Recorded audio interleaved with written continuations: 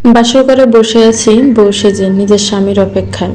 টেনা জানে তার স্বামী আসবে ঠিকই, কিন্তু তার সারা জীবন একসাথে পাশে থাকার অঙ্গীকার নিয়ে নয়, বরং কিছু তিক্ত বাণী ছুড়ে দেওয়ার জন্য।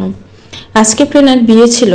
বিয়েটা হওয়ার কথা ছিল আকাশের সাথে, কিন্তু রাস্তায় একটা মারাত্মক দুর্ঘটনায় স্পট ডেড হয় আকাশের। প্রেনার পরিবারে যখন শোকের ছায়া, তখন মিস্টার আজিজ রায়হান চৌধুরী এসে প্রেনার বাবা মুনায়েক রাজমানের কাছে নিজের একমাত্র সন্তান মীর রায়হান চৌধুরীর সাথে প্রেনার বিয়ের কথা বলেন। মুনায়েক রাজমান প্রথমে ইতস্ত করলেও পরবর্তীতে রাজি হন।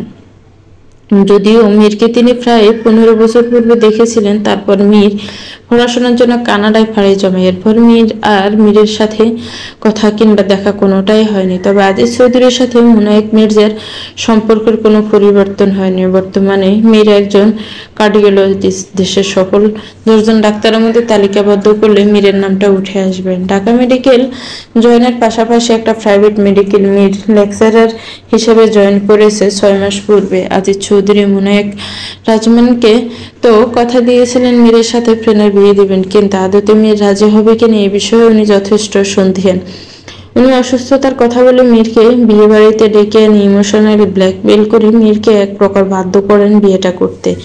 বিয়ের পর আর এক মুহূর্ত অপেক্ষা করেনি, একেই চলে গেছে। যদিও মীরের এভাবে চলে যাওয়া নিয়ে অনেক কানাঘুষা করেছিল, কিন্তু আজিজ চৌধুরী পুরো বিষয়টা সামলে নিয়েছে। আজিজ চৌধুরী যখন প্রেনাকে নিয়ে বাসায় আসে, তখন প্রেনার ফুফু শাশুড়ি প্রেনাকে বরণ করে ঘরে তুলেছে। যদিও উনি কাজটা করেছিলেন নিজের অনিচ্ছায়, কিন্তু ভাইয়ের আদেশ তিনি অমান্য করতে পারেননি। দরজা লাগানোর শব্দে অতীতে থেকে বেরিয়ে আসে প্রেনা। মীর রুমে ঢুকে দরজা লাগিয়ে কোন দিকে না তাকিয়ে কাবার থেকে জামা কাপড় নিয়ে ওয়াশরুমে ঢুকে যায়। আধ ঘন্টা পর বেরিয়ে এসে দেখে প্রেনা একইভাবে বিছানায় বসে আছে। টাওয়াল দিয়ে মাথা মুছতে মুছতে গম্ভীর কণ্ঠে বলল, এখনো ফ্রেশ হননি কেন? গিয়ে ফ্রেশ হয়ে আসুন, আপনার সাথে কিছু কথা বলার প্রয়োজন। মীরের গম্ভীর আওয়াজে প্রেনা ইতস কেঁপে উঠে। ফিটফিট করে মীরের দিকে তাকিয়ে থাকে। ধীর পায়ে ড্রেসিং টেবিলের উপর গয়নাগুলো খুলে রেখে লাগেজ থেকে জামা কাপড় নিয়ে ওয়াশরুমে ঢুকে যায়। একই একটা নতুন গোলাপি তাতে শাড়ি পরে বেরিয়ে আসে প্রেনা। পুরো রুমে একবার চোখ বুলিয়ে নেয় প্রেনা। সাদা দেয়ালে আবৃত রুমটায় পুরোটাই আভিজাত্যের ছোঁয়া। দেয়ালের এক সাইডে জুড়ে পুরোটাই লাগানো আলমিরা, সাথে অ্যাডজাস্ট ড্রেসিং টেবিল। বেড সাইডের পাশে ছোট একটা ড্রয়ার সিস্টেম। টেবিলের উপরে রাখা টেবিল ল্যাম্প এবং একটা ফ্লাওয়ার ভাস রাখা, যার থেকে তাজা রজনীগন্ধার সুবাস আসে। দরজার পাশে একটু ছাপিয়ে এক সেটের সোফা রাখা এবং তার পাশে একটা বুক সেলফ রয়েছে। পুরো রুমটাই ঘিরে মীরকে দেখা গেল না। একটা দীর্ঘশ্বাস ফেলে ধীর পায়ে ব্যালকনিতে এগিয়ে গেল। আশেপাশে না তাকিয়ে মাথা টাওয়াল খুলে কোমর ছন্ন চুলগুলো হালকা ভেজে টনিতে মিলে দিল। বেলকনি থেকে চলে আসার সময় পাশে তাকিয়ে দেখে মীর ডিভানে বসে ওর দিকে অদ্ভুত দৃষ্টিতে তাকিয়ে আছে। কিছু সময় নীরবতা কাটলো। নীরবতা কাটিয়ে মীর ওকে পাশে এসে বসতে বলল। প্রেনা বাধ্য হয়ে মেয়ের মতো মাথা নিচু করে মীরের পাশে বসলো। দেখো, বিয়েটা কোনো সিচুয়েশনে হয়েছে তোমার অজানা নয়। আমি চাইলেও তোমাকে এখন স্ত্রী হিসেবে মেনে নিতে পারবো না। আমার কিছুটা সময়ের প্রয়োজন। বিয়েটা কিভাবে হয়েছে সেটা ফ্যাক্ট নয়, বরং বর্তমানে তুমি আমার স্ত্রী, সেটাই আসল। আমি তোমাকে বাড়ি থেকে চলে যেতে কিংবা ডিভোর্স দিব এর কোনোটাই বলবো না। শুধু বলবো তোমাকে ধৈর্য ধরে অপেক্ষা করে মানিয়ে নিতে হবে। কারণ আমি চাই আগে দুজনকে চিনি জানি, তারপর না হয় সংসার নিয়ে ভাবা যাবে। ততদিন তুমি তোমার মতো থাকবে। চাইলে তুমি তোমার বাবার বাসায় থাকতে পারো, আমার কোনো আপত্তি নেই। শুনেছি মেডিকেলে চান্স পেয়েছো, চাইলে নিজের মেডিকেলে অ্যাডমিশন নিয়ে পড়াশোনা কন্টিনিউ করতে পারো। আর আরেকটা কথা, আমি চাই না আমাদের বিয়ের বিষয়টা প্রকাশ্যে আসুক। আই হোপ আমি কি বলতে চেয়েছি তুমি বুঝতে পেরেছ। অনেক রাত হয়েছে, বেডে শুয়ে পড়ো, আমি সোফায় শুয়ে পড়বো। প্রেনা মাথা নিচু করে মীরের কথা শুনছিল, কিন্তু একটা জবাবও দেয়নি। ধীর পায়ে বিছানায় এসে শুয়ে পড়ল। চোখ বন্ধ করতে কয়েক ফোঁটা অশ্রু গড়িয়ে পড়ল চোখের কার্নিশ ঘেঁষে। মীর তো কথাগুলো বলেই শেষ, কিন্তু যদি এক নজর প্রেনাকে গভীরভাবে পর্যবেক্ষণ করত, তাহলে বুঝতো একজন সদ্য বিবাহিত মেয়ের ভেতরটা কিভাবে ভেঙে চুরমার করে ফেলেছে। প্রিয়া রুমে শুয়ে শুয়ে বই পড়ছেন। আজকে প্রেরণার বিয়ে হয়ে গেছে, ওকে ছাড়া রুমটা ফাঁকা ফাঁকা লাগছে। ছোটবেলা থেকে একসাথে বেড়ে ওঠা ওরা দুজন যমজ, ওদের সম্পর্ক বোন কম বন্ধু বেশি। কত আশা ছিল প্রেরণার বিয়েতে মজা করবে, এর কিছুই হলো না। এক প্রকার গুমট পরিবেশে বিয়েটা সম্পন্ন হয়েছে। ভেবেছিল বরযাত্রীর সাথেও যাবে, কিন্তু কয়েকদিন যাবৎ জ্বর ও প্রচন্ড মাথা ব্যথার কারণে যাওয়া হয়নি। না জানি প্রেরণাটা এখন কি করছে, তার জিজু ওকে মেনে নিয়েছে কিনা সেটা নিয়েও একটা খটকা রয়ে গেল। প্রেরণা ওরা দুবোন, ওদের একজন ভাই আছে, নাম পিয়াস রাজমান। 7 বছর পূর্বে পড়াশোনার জন্য পিয়াস ইউএসএস পাড়ি জমে। ব্রিলিয়েন্ট স্টুডেন্ট হওয়ার কারণে পড়াশোনা শেষে ওখানে মোটা অঙ্কের স্যালারিতে জব পেয়ে যায়। বর্তমানে ইউএসের একটি বিখ্যাত কোম্পানিতে সফল আর্কিটেকচার হিসেবে নিজের ক্যারিয়ার গড়ে নিয়েছে। সেই থেকেই ইউএসএ সেটেল। বোনের বিয়ে উপলক্ষে দেশে আসতে চেয়েছিল, কিন্তু ছুটি না পাওয়ায় আসতে পারেনি। এত চিন্তা করছো কেন? দেখবে প্রেরণাকে ঠিক মেনে নিবে, আজিজ ভাই ঠিক সামলে নিবে। রিমা বেগমের কথায় মুনায়েক রাজমান কিছুই বললেন না, শুধু দীর্ঘশ্বাস পেলেন। আজিজের ভরসায় তো তিনি মেয়েকে মীরের হাতে তুলে দিয়েছেন। ইন কানাডা মধ্যরাতে একটা বারের সিক্রেট রুমে বসে আছে ব্রায়ান এমরাজ। সেই রাত 1:30 থেকে এখানে বসে আছে, আর এখন রাত 3টা বাজতে চলল, কিন্তু বসার আসার কোনো নামগন্ধে নেই। বিরক্তিতে মুখ থেকে উচ্চারণ বেরিয়ে এলো। পাশে বসা রবিনের উদ্দেশ্য বলল, আমি আর 15 মিনিট অপেক্ষা করব, আমার সময়ে যথেষ্ট মূল্য আছে। রাগ করিস না প্লিজ, তুই তো জানোস বস এমনি কি করবি বল, একটু কষ্ট করে সহ্য করে নে। ব্রায়ানের প্রচুর অসহ্য লাগছে। কোনো দুঃখে সে সরোয়ার মল্লিকের আন্ডারে এসে পড়ল। আল্লাহ মালুম, লোকটা যেমন ঘাটতেরা তেমন অলস আর তেমন বিরক্তিকর। আর 35 মিনিট পর ব্রায়ানের অপেক্ষার অবসান ঘটিয়ে সরোয়ার মল্লিক এসে ব্রায়ানকে সমস্ত কাজ বুঝিয়ে দিয়ে চলে গেল। ব্রায়ান কয়েকবার হাতে থাকা পেপারগুলো উপরে একবার চোখ বুলিয়ে পেপারগুলো একটা ফাইলে ঢুকিয়ে ফাইলটা রবিনের হাতে দিয়ে প্রতিটি কাজের তার আপডেট ওকে জানাতে বলে গটগট পায়ে বেরিয়ে গেল। সকাল 6টার দিক ঘুম ভাঙে প্রেরণার। ঘুম থেকে উঠে লম্বা একটা শাওয়ার নিয়ে বেগুনি জামদানি পরে নেয়, সাথে হালকা কিছু অর্নামেন্টস। জানলার ফিনফিনে সাদা পর্দাগুলো সরিয়ে দিয়ে বেলকনির দিকে এগিয়ে যায়। মীর ডিভানের উপর হাত পা ছড়িয়ে ঘুমিয়ে আছে। প্রেরণার খুব খারাপ লাগলো, লোকটা সারারাত এখানে ঘুমিয়েছিল। মীরের ঘুমন্ত মুখশ্রীর দিকে তাকিয়ে থাকলো প্রেরণা। মীরকে একদম শান্ত ও নিরিবিলি দেখাচ্ছে। কে বলবে গতকাল রাতে এই লোকটা কথার আঘাতে ওকে একদম করে ফেলেছে। প্রেরণা সময় নিয়ে মীরকে খুঁটিয়ে খুঁটিয়ে দেখল। গায়ে ব্রাউন কালারের টি শার্ট ও কালো কালারের ট্রাউজার। ঘুমের মধ্যে মুখে গম্ভীরতার ছাপ স্পষ্ট। সিল্কি চুলগুলো এলোমেলো হয়ে কপালে পড়ে আছে। ধবধবে ফর্সা গায়ের রং, খাড়া নাক, ডার্ক রেড কালারে অধরের কোণে একটা মৃয়মান লাল তিল। তিলটা যেন চেহারা সৌন্দর্য বহুগুণে বাড়িয়ে দিয়েছে।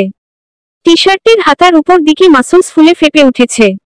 শরীরের ফিটনেস বলে দিচ্ছে মীর নিজের স্বাস্থ্য নিয়ে যথেষ্ট সচেতন। প্রেরণা হালকা হাসল। নিঃসন্দেহে মীর সুদর্শন।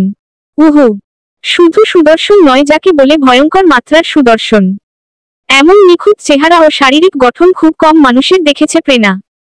এই লোকটা ওর স্বামী ভাবতেই মনের মধ্যে প্রশান্তির ঢেউ বয়ে গেল, কিন্তু গতরাতের কথা মনে হতে মুখটা মলিন হয়ে গেল ওর।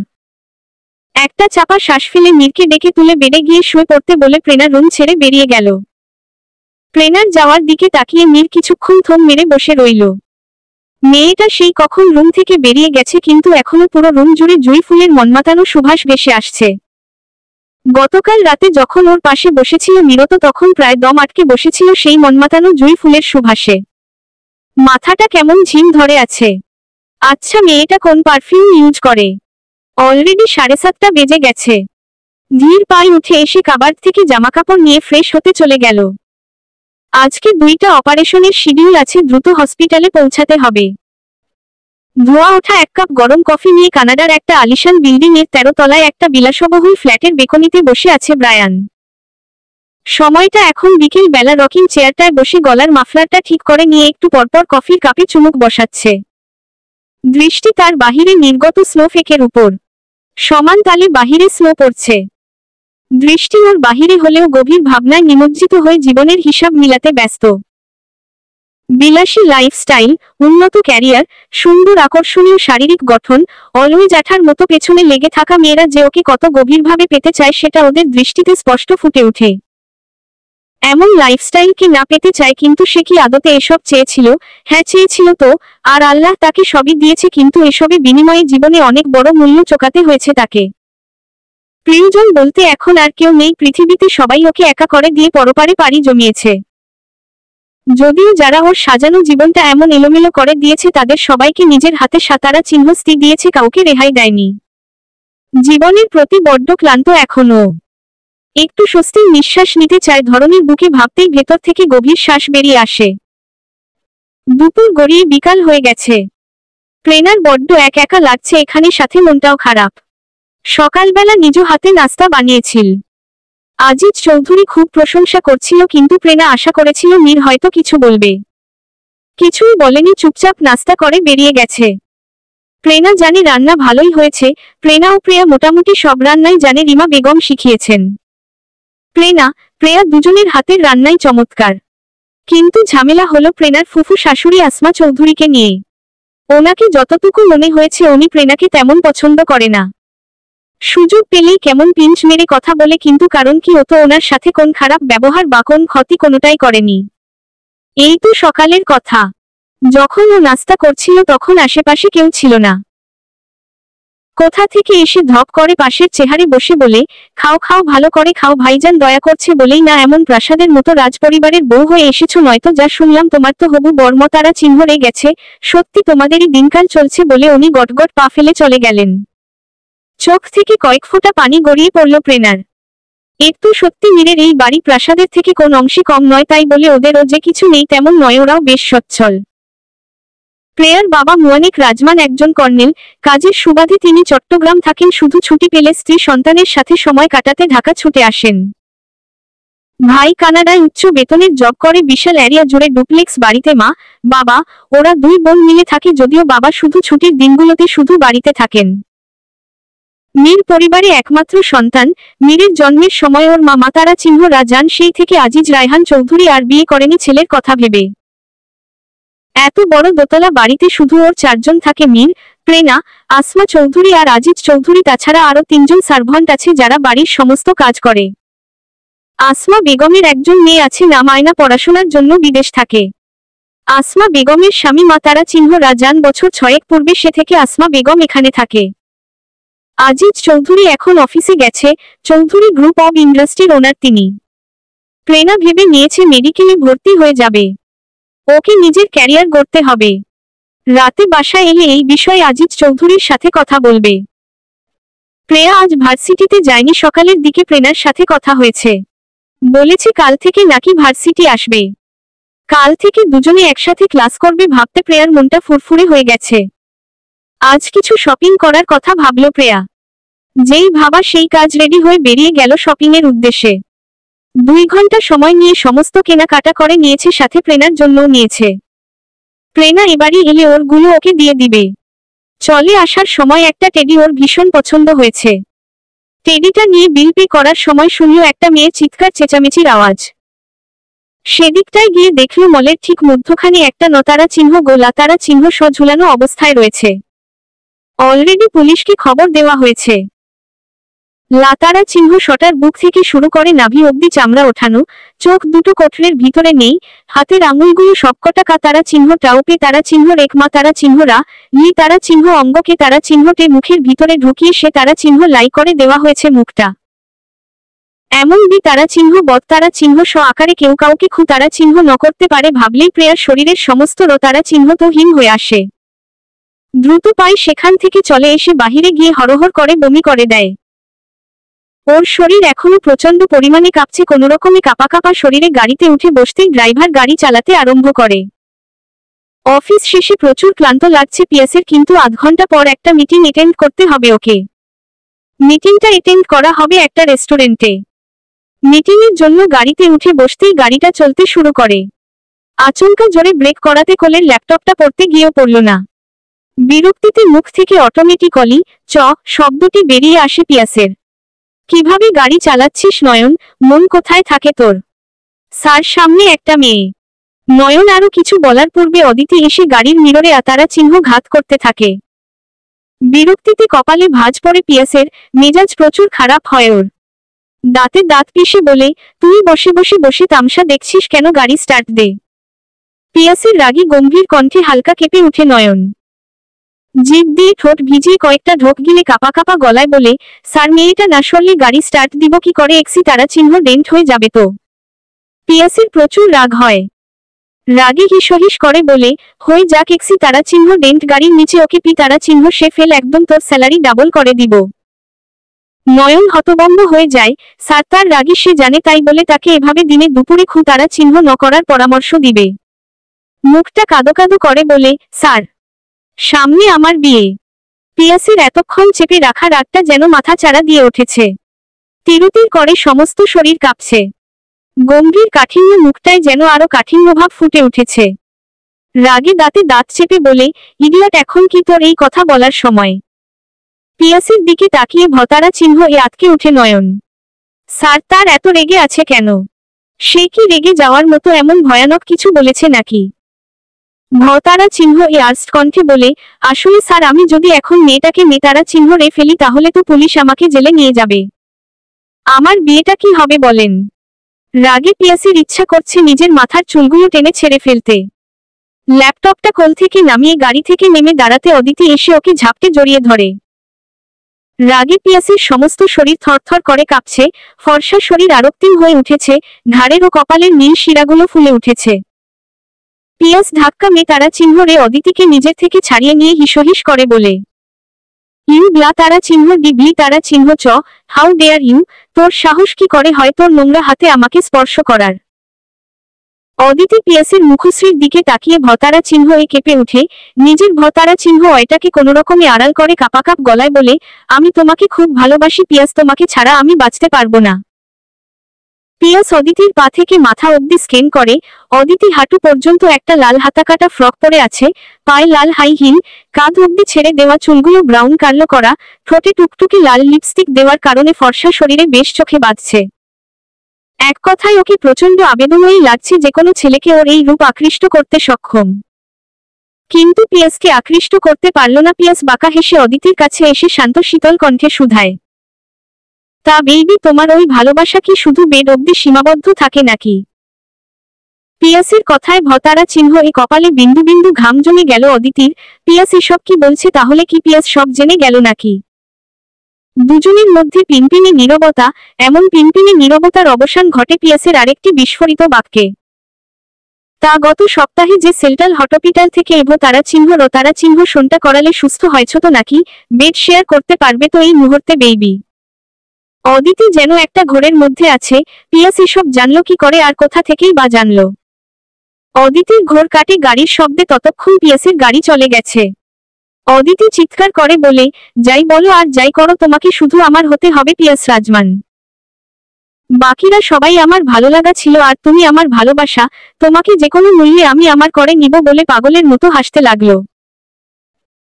নীল বসে নাস্তা করছিল এমন সময় আজিজ চৌধুরী বলেন, তুই যাওয়ার সময় প্রেনাকে তোর সাথে ভার্সিটিতে নিয়ে যাস, আজ ওর অ্যাডমিশনের ডেট।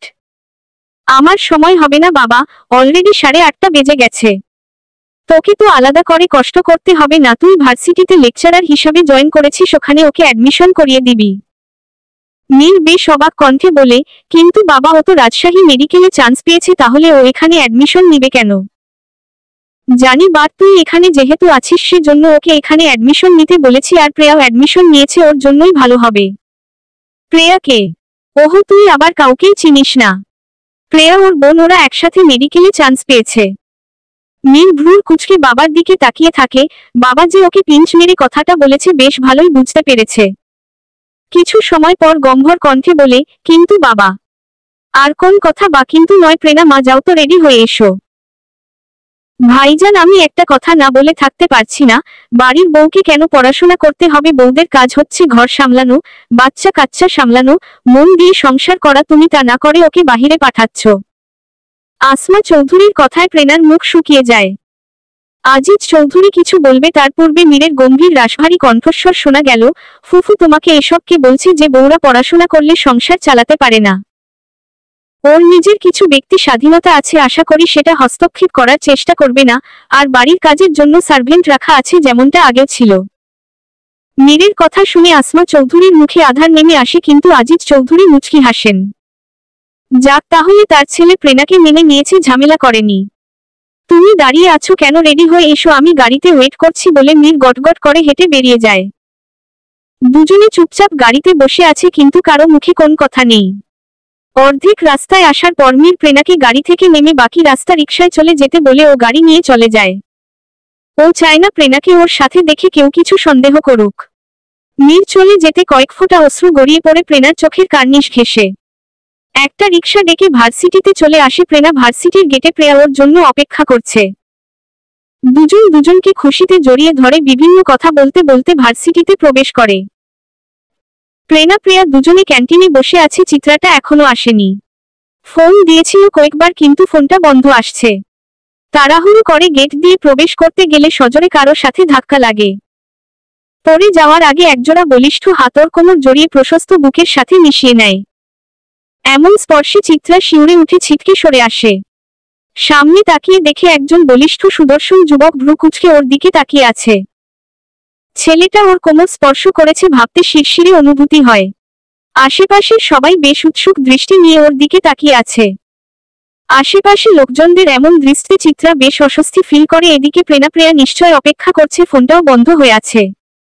ছেলেটার দিকে এক পলক তাকিয়ে কোন বাক্য বিনিময় না করে দ্রুত পায়ে হেঁটে ভার্সিটির ভিতরে চলে গেল।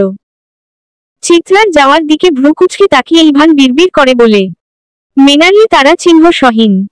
কেউ উপকার করলে যে ধন্যবাদ প্রাপ্য সেটুকু জ্ঞান নেই। অফিস রুমে থম মেরে বসে আছে মীর। মাথাটা কেমন ঝিমঝিম করছে। প্রেনাকে তখন ওভাবে গাড়ি থেকে নামিয়ে দিতে চায়নি, এক প্রকার বাধ্য হয়েই তখন গাড়ি থেকে নামিয়ে দিয়েছিল মীর।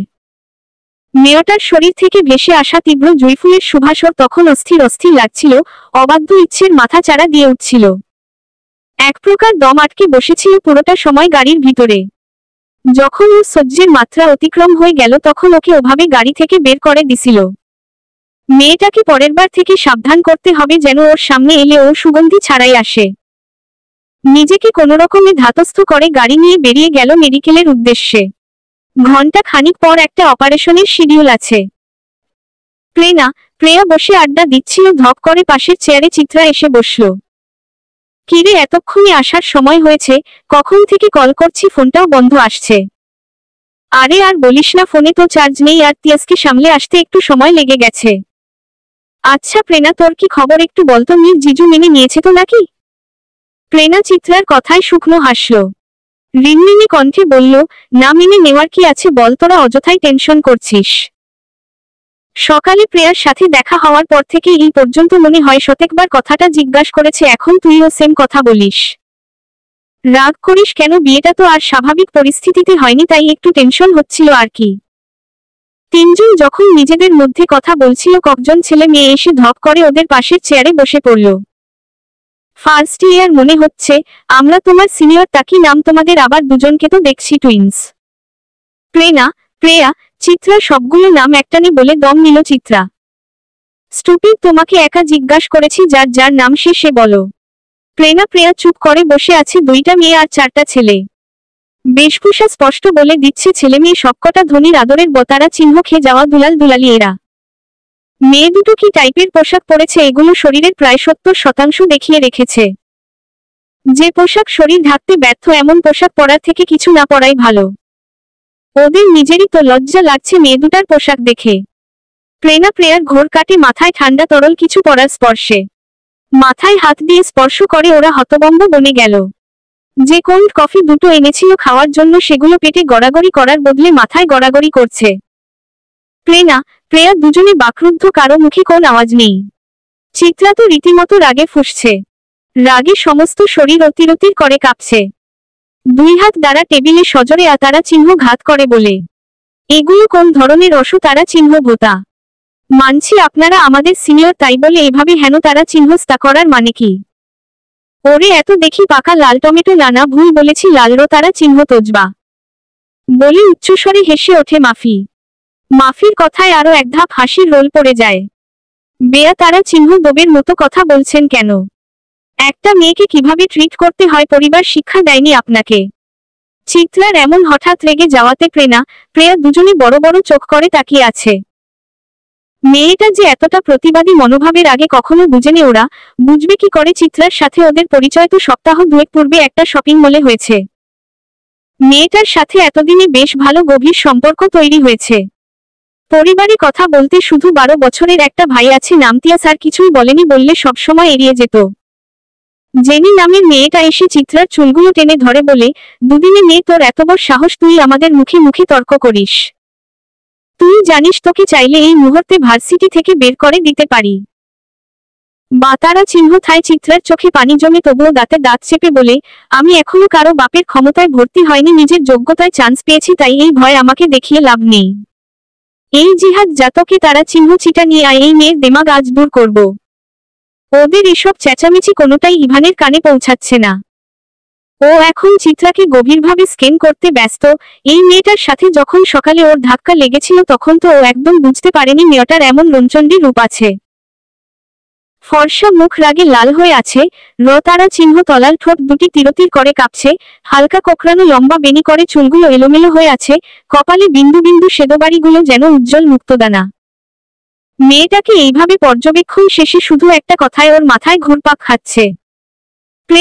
প্রেয়া দুজনে লাইব্রেরি বই পড়ছে, প্রায় ঘন্টা দুয়েক হবে, কিন্তু চিত্রার এসব বোরিং লাগছে, তাই ভাবলো ভার্সিটি ঘুরে দেখলে কেমন হয়। প্রেয়াকে বলে বাহিরে বেরিয়ে গেল চিত্রা। সকালে ঘটা ঘটনাগুলো কথা ভাবছে আর হাঁটছে। এমনিতে মনটা প্রচুর খারাপ হয়ে আছে। তখন জেনি একটাকে তারা চিহ্ন দিয়ে ওর লম্বা হাঁটু অব্দি চুলগুলোকে তারা চিহ্নটে পিঠ অব্দি করে ফেলেছে। রাগে, দুঃখে, অপমানে চোখ ফেটে কয়েক ফোঁটা অশ্রু গড়িয়ে পড়ল। কোন কথা না বলে পরপর কয়েকটা থাপ্পড় তারা চিহ্ন বসিয়ে দিয়েছিল জেনির গালে। ঘটনার আকস্মিকতায় সবাই হতভম্ব বনে গেল, কিন্তু চিত্রা আর এক মুহূর্ত ওখানে দাঁড়ায়নি। ইভান পুরো দৃশ্যটা শুধু নিরপেক্ষভাবে দেখে গেল, বিনা বাক্য উচ্চারণে। হাঁটতে হাঁটতে ধপ করে পড়ে যাওয়ায় ভাবনায় ব্যাঘাত ঘটে চিত্রার। আশেপাশে তাকিয়ে দেখে একটা স্তূপের উপর পড়ে আছে ও। স্তূপ থেকে উঠে নিজের জামাকাপড় থেকে ময়লা ঝেড়ে পরিষ্কার করার সময় জামার হাতায় তরল কিছু লাল রঙের অস্তিত্ব পেল। সাদা জামার পুরো হাতায় লাল রং লেগে আছে দেখে স্পষ্ট বুঝাই যাচ্ছে এটা তারা চিহ্নত। হাতটা আবার কে তারা চিহ্নটে গেল নাকি ভাবতেই জামার হাতাটা উঁচু করে দেখল। না, কোথায় ওকে তারা চিহ্নটে যায়নি, ঠিকই তো আছে, তাছাড়া কে তারা চিহ্নটে গেলে তারা চিহ্ন ঘাতের কারণে ব্যথা অনুভব হতো এমন কিছুই হয়নি। তারা চিহ্নতের অস্তিত্ব কোথা হতে এলো ভাবতে সতর্ক দৃষ্টিতে আশেপাশে নজর বুলালো। একটা স্তূপ নজরে এলো যেটা শুকনো পাতায় মোড়ানো। স্তূপ থেকে পাতা সরাতে আকাশ কাঁপানো চিৎকার দিয়ে দৌড়াতে শুরু করলো। কোথায় যাচ্ছে, কোন দিকে যাচ্ছে সেসবে কোন হুঁশ নেই ওর। দৌড়াতে দৌড়াতে শক্ত কিছুর সাথে ধাক্কা লেগে পড়ে যাওয়ার পূর্বে একজোড়া বলিষ্ঠ হাতকে টেনে নিজের প্রশস্ত বুকের সাথে মিশিয়ে নিল। চিত্রা যেন একটু ভরসার হাত পেয়ে জড়িয়ে রাখা ব্যক্তিটিকে আরো আষ্টেপৃষ্ঠে জড়িয়ে ধরল। এখনো তারা চিহ্ন এই হিস্টোরিয়া রোগীদের মতো থরথর করে কাঁপছে। এই মেয়ে, কি হয়েছে তোমার, এমন করছো কেন? চিত্রা কোন কথা বলার অবস্থায় নেই, শুধু অস্ফুট স্বরে কি যেন বিড়বিড় করতে লাগলো। ইভান বুঝছে নিশ্চয় মেয়েটার সাথে অস্বাভাবিক কিছু ঘটেছে, নয়তো এমন অদ্ভুত বিহেভিয়ার করছে কেন। একটা চাপা শ্বাস নিয়ে ধীরে ধীরে চিত্রার মাথায় হাত বুলিয়ে শান্ত কণ্ঠে বলল, এত তারা চিহ্ন পাচ্ছ কেন? কি হয়েছে আমাকে বলো, আমি আছি তো তোমার পাশে। জবা তারা চিহ্ন তোজবা জবা। চিত্রার হঠাৎ মনে হলো ও কাকে জড়িয়ে ধরে আছে।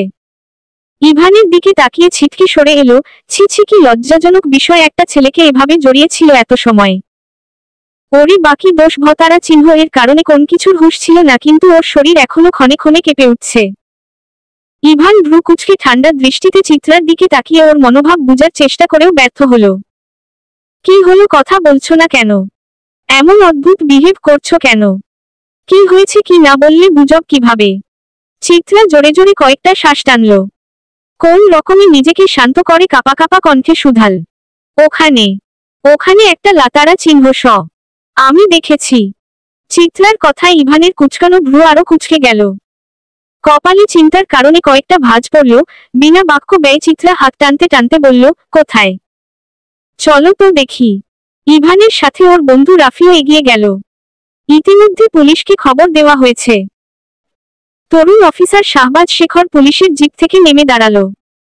ভার্সিটির এরিয়ার ভিতর হাঁটতে হাঁটতে চারপাশের দৃশ্য তার বাজপাখির ন্যায় তীক্ষ্ণ দৃষ্টিতে নজরবন্দি করল। ক্যারিয়ার লাইফ তার 3 বছর চলছে, কিন্তু তার এই 3 বছর লাইফে যে কেসগুলো হ্যান্ডেল করেছে প্রতিটি কেস সে সফলতার সাথে কমপ্লিট করেছে। এই কেসটা হ্যান্ডেল করার জন্য ওকে রাজশাহী থেকে ঢাকায় ট্রান্সফার করা হয়েছে। শাহবাজের তীক্ষ্ণ দৃষ্টি এখন লাতারা চিহ্ন সতারা চিহ্ন টাতারা চিহ্ন রদিকে। লাতারা চিহ্ন সটার নতারা চিহ্ন গো বুকে কোন চামড়া নেই, 2 হাতে পেরেক মাতারা চিহ্ন রা সাথে হাতের সবগুলো আঙুল কাতারা চিহ্নটা যৌ তারা চিহ্ন নাঙ্গকে তারা চিহ্নটে মুখের ভেতর ঢুকিয়ে মুখ সে তারা চিহ্ন লাই করে দেওয়া হয়েছে, এমনকি পুরো বডিতে প্রচুর নি তারা চিহ্ন এত তারা চিহ্ন নেই, অসংখ্য চিহ্ন রয়েছে, কিন্তু লাতারা চিহ্ন সের মুখ সম্পূর্ণ অক্ষত। এমন ভ তারা চিহ্ন আবহভাবে কোন সা তারা চিহ্ন ইকো ছাড়া কেউ খু তারা চিহ্ন ন করতে পারে না বলে ধারণা সবার। এতক্ষণে ভার্সিটির সব স্টুডেন্ট জড়ো হয়ে গেছে। ভিড় ঠেলে প্রেনা সেখানে এসে দাঁড়ালো। লাতারা চিহ্ন সটা দেখে প্রেয়া বিস্ফোরিত দৃষ্টিতে তাকিয়ে রইল। এমন সেম ভাবে খু তারা চিহ্ন ন হওয়া একটা লাতারা চিহ্ন শত সেদিন শপিং মলেও দেখেছিল। ভতারা চিহ্ন এই প্রেয়ার গলা শুকিয়ে কাঠোকাঠ, যদিও সেদিনের কথা ও কাউকে জানায়নি। লাতারা চিহ্ন ইতিমধ্যে ফরেন্সিক ডিপার্টমেন্টে পাঠিয়ে দেওয়া হয়েছে, স্টুডেন্ট ভিড়ও কমে এসেছে। শাহবাজ তীক্ষ্ণ দৃষ্টিতে আশেপাশে নজর বুলালো। ভার্সিটির একদিকটায় জঙ্গল হয়ে আছে, দেখে মনে হয় খুব কম লোকজন এদিকটায় আসা যাওয়া করে। খু তারা চিহ্ন নির প্রমাণ খুঁজতে লাগলো সতর্ক দৃষ্টিতে, না খু তারা চিহ্ন নির কোন প্রমাণ খুঁজে পায়নি। এমন সতর্কতার সাথে কিভাবে খু তারা চিহ্ন ন করতে পারে কেউ? শাহবাজের বুঝতে বাকি নেই খু তারা চিহ্ন নি যে খুবই দ্রুত টাইপের কিংবা সিরিয়াল কি তারা চিহ্নলার। আরেকবার পুরো এরিয়ার তীক্ষ্ণ দৃষ্টিতে পর্যবেক্ষণ করল শাহবাজ। অদূরে একটা রতারা চিহ্ন তজবা ফুল পড়ে আছে। শাহবাজ ফুলটা হাতে নিয়ে বুঝল ফুলটা সদ্য গাছ থেকে পাড়া হয়েছে। ফুলটা ঠিক ওখানে পড়েছিল যেখানে লাতারা চিহ্ন সটা পড়েছিল, কিন্তু প্রশ্ন হলো এতক্ষণ ফুলটা নজরে এলো না কেন ওর? নাকি ফুলটা কেউ ইচ্ছা করে এখন এখানে ফেলে ওর মনোযোগ অন্যদিকে ডাইভার্ট করতে চাইছে? যদি এমন কিছু হয় তাহলে সেই ব্যক্তি এখানে উপস্থিত আছে। শাহবাজ সতর্ক দৃষ্টিতে চারদিকে চোখ বুলালো, কিন্তু সন্দেহজনক কিছুই তার নজরে এলো না। কিছু একটা ভেবে ফুলটা পকেটে ঢুকিয়ে নিলে চলে গেল শাহবাজ। শাহবাজের যাওয়ার দিকে তাকিয়ে কেউ একজন রহস্যময়ভাবে হাসল। ব্রায়ান নিজের পাসপোর্ট ভিসা সবকিছু ঠিকঠাক রয়েছে কিনা একবার চেক করে নিল। 2 দিন পর ওর বাংলাদেশের ফ্লাইট। নিজের 28 বছর লাইফে প্রথমবার বাংলাদেশের মাটিতে পা রাখবে ও, যেটা কিনা নিজেরই মাতৃভূমি ভাবতেই স্মিত হাসল ব্রায়ান। পুরো নাম ব্রায়ান এমরাজ। ওর বাবা নোলাথ এমরাজ পিওর কানাডিয়ান হলেও মা বিনতি মির্জা ছিলেন বাঙালি। ওর বাবা মায়ের ছিল লাভ ম্যারেজ। ওর মা কানাডায় উচ্চশিক্ষার জন্য এসেছিল, সে থেকেই পরিচয়, অতঃপর প্রণয়। ওরা যখন বিয়ের সিদ্ধান্ত নিয়েছিল নোলাথের পরিবার মেনে নিলেও বিনতির পরিবার মেনে নেয়নি, যার ফলে বিনতি পরিবারের বিপক্ষে গিয়ে নোলাথকে বিয়ে করে। নোলাথকে বিয়ে করার কারণে বিনতির পরিবার বিনতির সাথে সমস্ত সম্পর্ক তারা চিহ্ন ন করে এবং যোগাযোগও বন্ধ করে দেয়। বিনতির প্রথমে খারাপ লাগলেও পরে মেনে নিয়েছিল। বিয়ের 2 বছর পর ব্রায়ানের জন্ম হয়। ব্রায়ানের জন্মের পর পুরো পরিবারে খুশির ঢল নেমে আসে। ব্রায়ানের যখন 4 বছর তখন একটা মারাত্মক তারা চিহ্ন কসিডে তারা চিহ্ন তন্টে ওর বাবা মায়ের স্পট ডে তারা চিহ্ন ড হয়। ছোট ব্রায়ান তখন তার গ্র্যান্ডমা ও পিপির কাছে বড় হয়েছে। ছোটবেলা থেকে ব্রায়ান ছিল তীক্ষ্ণ বুদ্ধিসম্পন্নত। বড় হওয়ার সাথে সাথে তার বুদ্ধিদীপ্ত মস্তিষ্ক আরো প্রখর হয়ে ওঠে। ক্যারিয়ার লাইফে প্রবেশের 2 বছর পর আকস্মিকভাবে ওর গ্র্যান্ডমা ও পিপির মা তারা চিহ্ন ডার হয়। পরবর্তীতে অবশ্য ব্রায়ান তাদের নিজ হাতে শাস্তি দিয়েছে তাদের, যারা ওর প্রিয়জনদের কেড়ে নিয়েছে। সেই থেকে ও ধীরে ধীরে বেপরোয়া হয়ে ওঠে। ওর একাকিত্বের জীবনে ওর বেস্ট ফ্রেন্ড রবিন একমাত্র ভরসা। চলবে। মীর রেডি হয়ে ডাইনিং টেবিলে নাস্তা করছে। আজ ওর লেট, অলরেডি 8:30 বেজে গেছে। ফার্স্ট পিরিয়ডে আজ ইম্পর্টেন্ট ক্লাস আছে, কোনোভাবে মিস করা যাবে না। প্রেরণা কিচেনে কাজ করছে, হাতের কাজটা সেরে ওকে ভার্সিটিতে যেতে হবে। এদিকে আকাশটা কেমন মেঘলা হয়ে আছে, বুঝাই যাচ্ছে যে কোনো সময় ঝুম বৃষ্টি নামার অপেক্ষা। আজিজ চৌধুরী গলা খাখাড়ি দিয়ে মীরের উদ্দেশ্যে বলেন, কাল সকালে ফেনাকে নিয়ে ওর বাড়ি থেকে কয়েকদিন ঘুরে আসবে। মীর খাওয়া থামিয়ে বাবার দিকে তাকিয়ে গম্ভীর কণ্ঠে বলে, আমার সময় হবে না, ওকে চলে যেতে বলো, বা ও বাড়ি থেকে কাউকে এসে নিয়ে যেতে বলুন। আজিজ চৌধুরী গম্ভীর কণ্ঠে বলে, বিয়ের পর ও প্রথমবার বাবার বাড়ি যাচ্ছে, আর তুমি বলছো একা চলে যেতে বা কেউ এসে নিয়ে যেতে। মানছি বিয়েটা তোমার ইচ্ছার বিরুদ্ধে হয়েছে, কিন্তু তুমি কি চাইছো না সম্পর্কটা স্বাভাবিক করতে? প্রেরণা কোন দিক থেকে তোমার অযোগ্য আমাকে দেখাও। রূপে, গুণে, শিক্ষা, পরিবার কোন দিক থেকে ওর কমতি আছে বলো। আচ্ছা তুমি ঠিক চাইছোটা কি আমাকে ক্লিয়ার করে বলো। একটা কথা সবসময় মাথায় রাখবে, তুমি এখন আর একা নও, তোমার সাথে একটা জীবন জুড়ে আছে। যা করতে চাও করো, কিন্তু অপর ব্যক্তির কথা ভেবে করো, বলে আজিজ চৌধুরী উঠে চলে যান। মেয়ের বাবার যাওয়ার দিকে তাকিয়ে আর চোখে কিচেনের দিকে তাকায়। কিচেনের দরজায় ফ্রেনা দাঁড়িয়ে আছে, মুখ দেখে বুঝাই যাচ্ছে সব কথা শুনে নিয়েছে। মেয়ের একটা চাপা শ্বাস ফেলে গাড়ির চাবি নিয়ে বেরিয়ে যায়। বাহিরে বৃষ্টি শুরু হয়েছে। অসময়ে এমন বৃষ্টি বিরক্তিকর। কারণ হলেও প্রেরণার কাছে ভীষণ পছন্দের। আজ আর ভার্সিটি যাবে না ভাবলো। এক কাপ দোয়া ওঠা কফি নিয়ে বারান্দায় গিয়ে বসলো, হাতে একটা বই। বাহিরে এমন ওয়েদার, এক কাপ গরম কফি আর বই পড়া প্রেয়ার ভীষণ পছন্দের। অনেকদিন বৃষ্টিতে ভেজা হয় না, ভাবলো বৃষ্টিতে ভিজলে কেমন হয়। পরে ভাবলো আজ না প্রেরণা আসবে, কাল বাড়ি আসলেও বৃষ্টিতে ভিজবে, ওকে ছাড়া সবকিছুই পানসে মনে হয় প্রেয়ার। চিত্রা ফোন দিয়েছে, যাওয়ার জন্য মানা করে দিছে, তবে চিত্রা নাকি ভার্সিটি গেছে ওর অ্যাসাইনমেন্ট জমা দিতে আজ।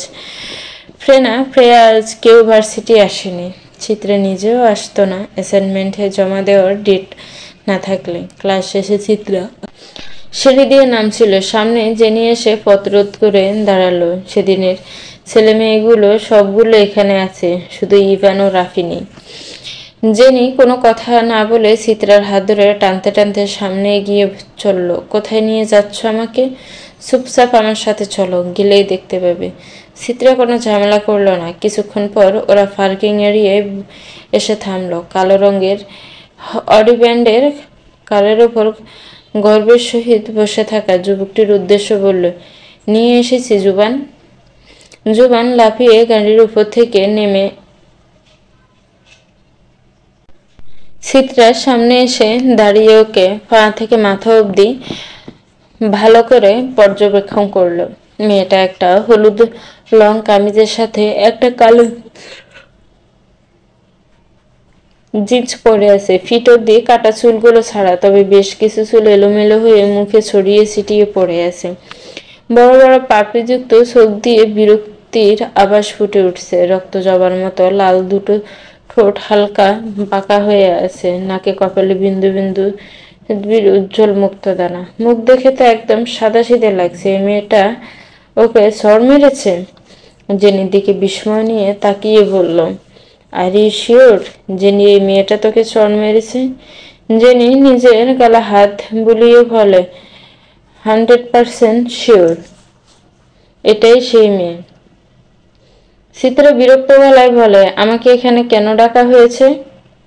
দেখুন, যদি ক্ষমা চাওয়ানোর উদ্দেশ্যে নিয়ে আসেন তাহলে দুঃখিত, আমি ক্ষমা চাইব না। দোষটা আপনার বন্ধুরা করেছে, আমি শুধু অন্যায়ের প্রতিবাদ করেছি। জুবান চিত্রার দিকে তাকালো। মেয়েটির গোলগাল মুখে বিরক্তির ছাপ স্পষ্ট। মেয়েটির এই রূপে জুবান হুট করে একটি উপমা দিয়ে বসল, তুলতুলে গোলগাল মিষ্টি। যদিও এই উপমাটি জুবান ব্যথিত কারো কানে পৌঁছায়নি। দেখুন মিস্টার জুবান, আপনার বন্ধুদের সাবধান করে দিন যেন অযথা আমার সাথে লাগতে না আসে, এর ফল কিন্তু মোটেও ভালো হবে না। বলে কারো উত্তরের অপেক্ষা না করে চিত্রা গটগট করে হেঁটে চলে গেল। চিত্রা যাওয়ার দিকে জুবান তাকিয়ে মুচকি হেসে ভিড় করে বলে, শুধু মিষ্টি নয়, একদম ঝাঁঝালো মিষ্টি। বৃষ্টির কারণে টিউশন করিয়ে ফিরতে আজ একটু লেট হয়েছে। হাত ঘড়িতে সময় দেখে নিল 6:15। চিত্রার কোনো ভাবান্তর হলো না। সে আগের মতোই হেলে দুলে বৃষ্টি বিলাস করতে করতে এগিয়ে চলেছে। জামা কাপড় ভিজে গায়ের সাথে লেপ্টে আছে।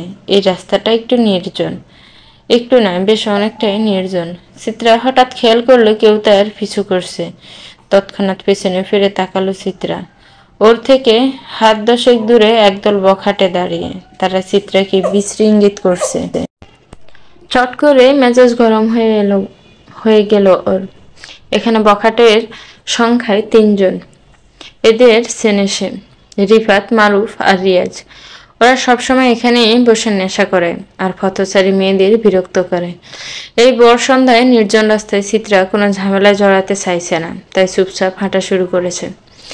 বখাটেরা ওর পেছন পেছন আসছে। রাস্তার ল্যাম্প পোস্টের বাতিগুলো জ্বলেছে। চিত্রা চারদিকে চোখ বুলালো। রাস্তা পুরো ফাঁকা, মাঝে মধ্যে প্রচণ্ড গতিতে প্রাইভেট কার ছুটে যাচ্ছে। হতাশার শ্বাস ফেলল সে। ইতিমধ্যে বখাটেগুলো তাকে ঘিরে ধরে বিশ্রীভাবে হাসছে, বিশ্রী ভাষায় কথাও বলছে। চিত্রা সবার দৃষ্টি আড়ালে হ্যান্ড পার্স থেকে ছোট ধারালো ছুরি বের করে হাতের মুঠোয় নিল।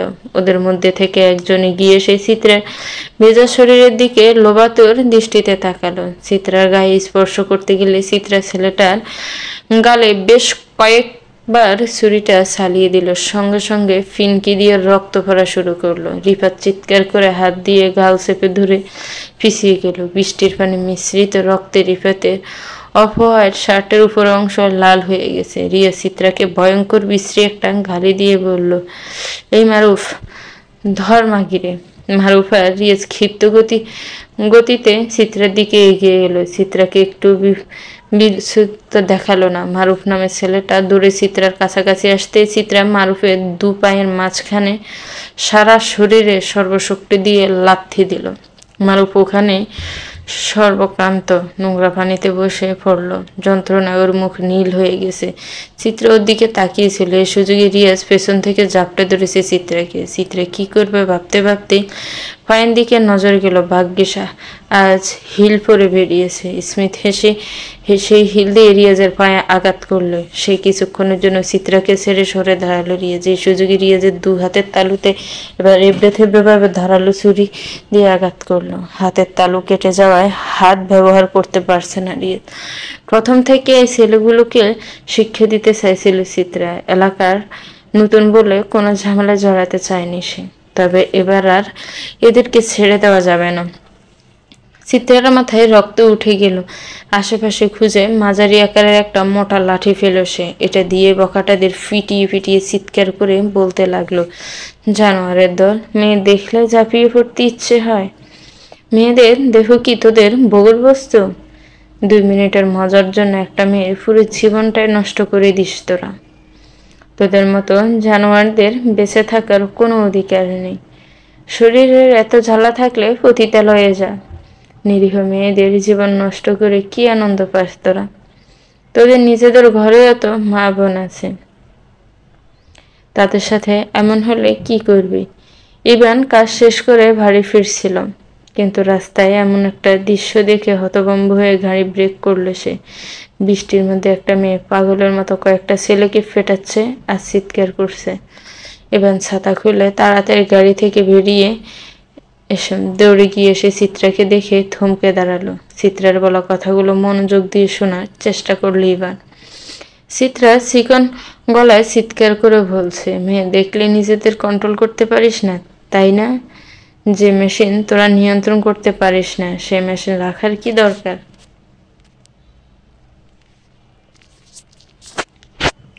কিছুক্ষণ নীরব দর্শকের মতো পুরো ব্যাপারটা দেখল ইভান।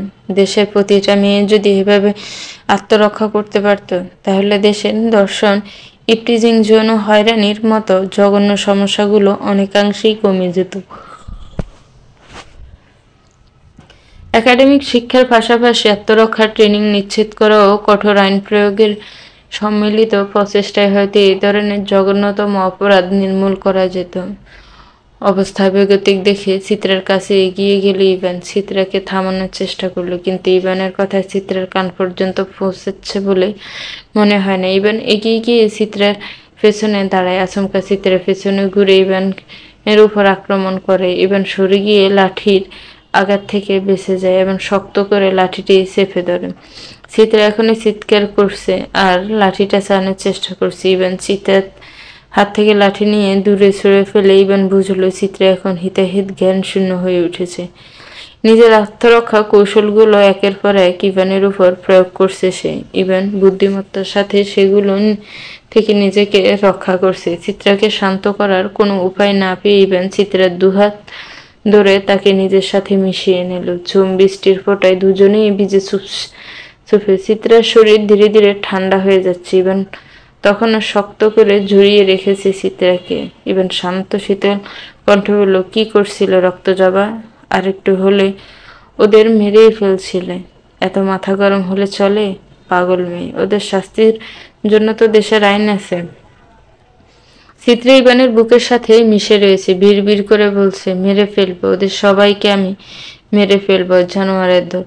ধীরে ধীরে চিত্রা নিস্তেজ হয়ে গেল। নিজের সব বাস ছেড়ে দিল ইভানের উপর। ইভান আরো ভালোভাবে আগলে নিল তার রক্তজবাকে। ল্যাম্প পোস্টের টিম লাইটের আলোতে চিত্রার আদুরে মুখখানায় দৃষ্টিপাত করলো সে। এমন নিষ্পাপ চেহারার একটা মেয়ে যে প্রয়োজনে এতটা ভয়ঙ্কর হতে পারে সেটা নিজের চোখে না দেখলে বিশ্বাস করতে পারত না সে। মেয়েটার গোলগাল মুখটা লাল টকটকে বর্ণ ধারণ করেছে, ঠিক যেন বৃষ্টি স্নান। রাত 11:30 বাজে। মীর এখনো বাসায় ফেরেনি। বাসার সবাই ঘুমিয়ে আছে। বাহিরে ঝিরঝির বৃষ্টি পড়ছে। ফোন নাম্বারও নেই যে কল করবে। একবার ভেবেছিল আজিজ চৌধুরীর থেকে নিবে, কিন্তু পরক্ষণে মনে হলো বিষয়টা খাতারা চিহ্ন রাগ দেখায়। আসমা চৌধুরীর থেকে চাওয়া কোনোভাবেই পসিবল নয়। নিজের বোকামির উপর প্রচন্ড রাগ লাগছে কেন যে মীরের থেকে নাম্বারটা নিয়ে রাখেনি। একটা মেডিকেল নোটসবুক ও ধোয়া ওঠা এক কাপ গরম কফি নিয়ে বারান্দার ইজি চেয়ারটায় গিয়ে বসল। বারান্দায় গ্রিল না থাকায় বাতাসের সাথে বৃষ্টির ছাট এসে গায়ে লাগছে। বাতাসের সাথে একটা ভ্যাপসা সোদা গন্ধ ভেসে আসছে। একটা চাপা শ্বাস ফেলে প্রেরণা পড়ায় মনোনিবেশ করলো আর একটু পরপর কফির কাপে চুমুক বসাচ্ছে। রাত 1টার দিকে মীরের বিএমডব্লিউ কারটা গেট দিয়ে বাসায় প্রবেশ করলো। বাহিরে এখন ঝুম বৃষ্টি হচ্ছে। রাত 8টা থেকে পরপর 3টা অপারেশন করতে হয়েছে ওকে। ক্লান্ত শরীর নিয়ে গাড়ি থেকে নেমে বাসায় ঢুকতে ঢুকতে বেশ অনেকটা ভিজে গেল। কলিং বেল না চেপে ডুপ্লিকেট চাবি দিয়ে মেন্ডর খুলে ভেতরে ঢুকে দোতলার সিঁড়ি বেয়ে নিজের রুমে গেল। পুরো রমে একবার চোখ বুলালো, মীর মেয়েটা কোথায়ও নেই। অতশত না ভেবে কাবার থেকে জামা কাপড় নিয়ে ফ্রেশ হতে গেল। আধ ঘন্টা যাবত একটা লম্বা শাওয়ার নিয়ে বের হলো মীর। হাতে থাকা টাওয়াল দিয়ে চুল মুছতে মুছতে রুমে চোখ বুলালো। ওয়াল ঘড়িটার দিকে তাকালো, 1:30 বাজে, কিন্তু এত রাতে মেয়েটা রুমে নেই কেন? বারান্দায় আলো জ্বলতে দেখে সেদিকে এগিয়ে গেল। বারান্দায় গেলে নজর পড়ল ইজি চেয়ারটায় ঘুমন্ত একখানা সিন্ধু মুখের দিকে। হাতে একটা মেডিকেল বুকস, তার পাশে ওয়ালে রাখা একটা কফির মগ। মীর বুঝল মেয়েটা এখানে পড়তে পড়তে ঘুমিয়ে গেছে। মীর একদৃষ্টিতে প্রেরণার ঘুমন্ত শুভ্র মুখশ্রীর দিকে তাকিয়ে আছে। হাতের টাওয়ালটা অনেক আগে নিচে পড়ে গেছে, সেদিকে মীরের নজর নেই। ধীর পায়ে এগিয়ে গিয়ে প্রেরণার দিকে ঝুঁকল। প্রেরণা একটা জর্জেট কামিজ পরিহিত। জর্জেট ওড়নাটা গলার সাথে পেঁচ দিয়ে রাখার কারণে বুকের উপরিভাগ উন্মুক্ত হয়ে বুকের উপরের কুচকুচে তিলটা স্পষ্ট চোখে বাজছে। ঘন পল্লবযুক্ত ডাগর ডাগর চোখ জোড়া বন্ধ অবস্থায় রয়েছে। সিল্কি লম্বা চুলগুলো এলোমেলো হয়ে আছে, তবে কিছু বেবি হেয়ার কপালে ছড়িয়ে ছিটিয়ে আছে। বৃষ্টির কারণে পুরো মুখে বিন্দু বিন্দু পানিকণা যেন আরো সিদ্ধতা বাড়িয়ে দিয়েছে। কামিজের অনেকটাই ভিজে গেছে, অথচ মেয়েটা দিব্যি ঘুমিয়ে আছে। প্রেরণার বৃষ্টিস্নাত কমলার কোয়ার ন্যায়ঠোঁটের উপর নজর পড়তে মীরের হৃৎপিণ্ড যেন তোড়াক করে লাফিয়ে উঠল। গলা শুকিয়ে কাঠোকাঠ হয়ে গেল। হাতের বৃদ্ধা আঙুল দ্বারা আলতো করে প্রেরণার ঠোঁট স্পর্শ করতেই মীরের শরীরে যেন বিদ্যুৎ বয়ে গেল। নিঃশ্বাস হয়ে ওঠল ভারী।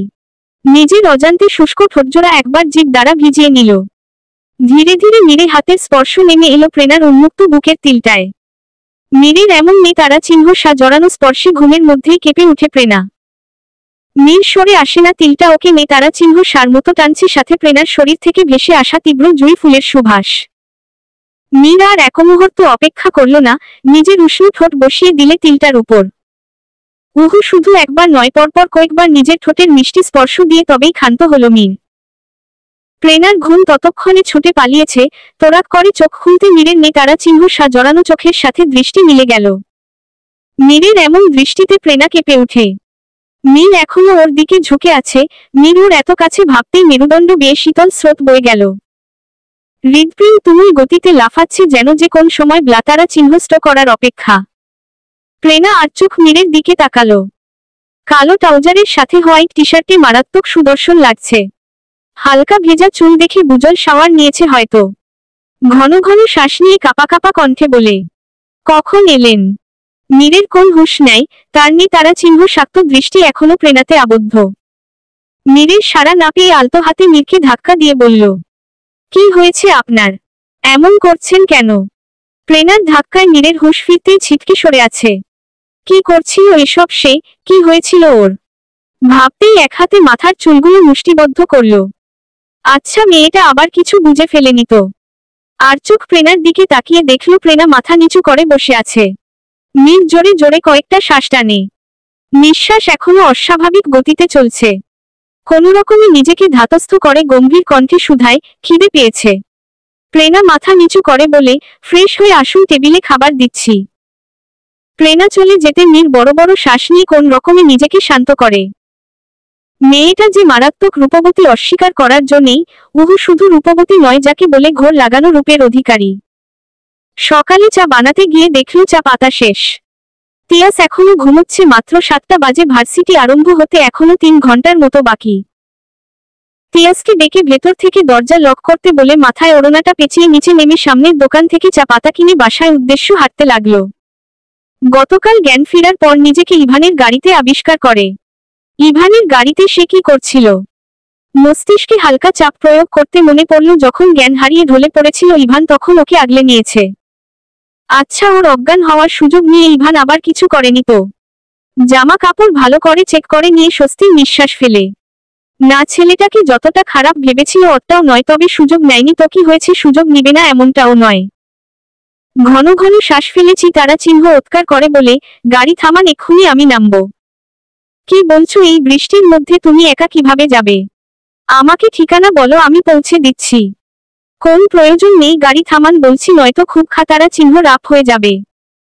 তুমি যাই বলো না কেন, আমি তোমাকে নিয়ে কোন রকম তারা চিহ্ন কস নিব না, তারা চিহ্ন তোজবা।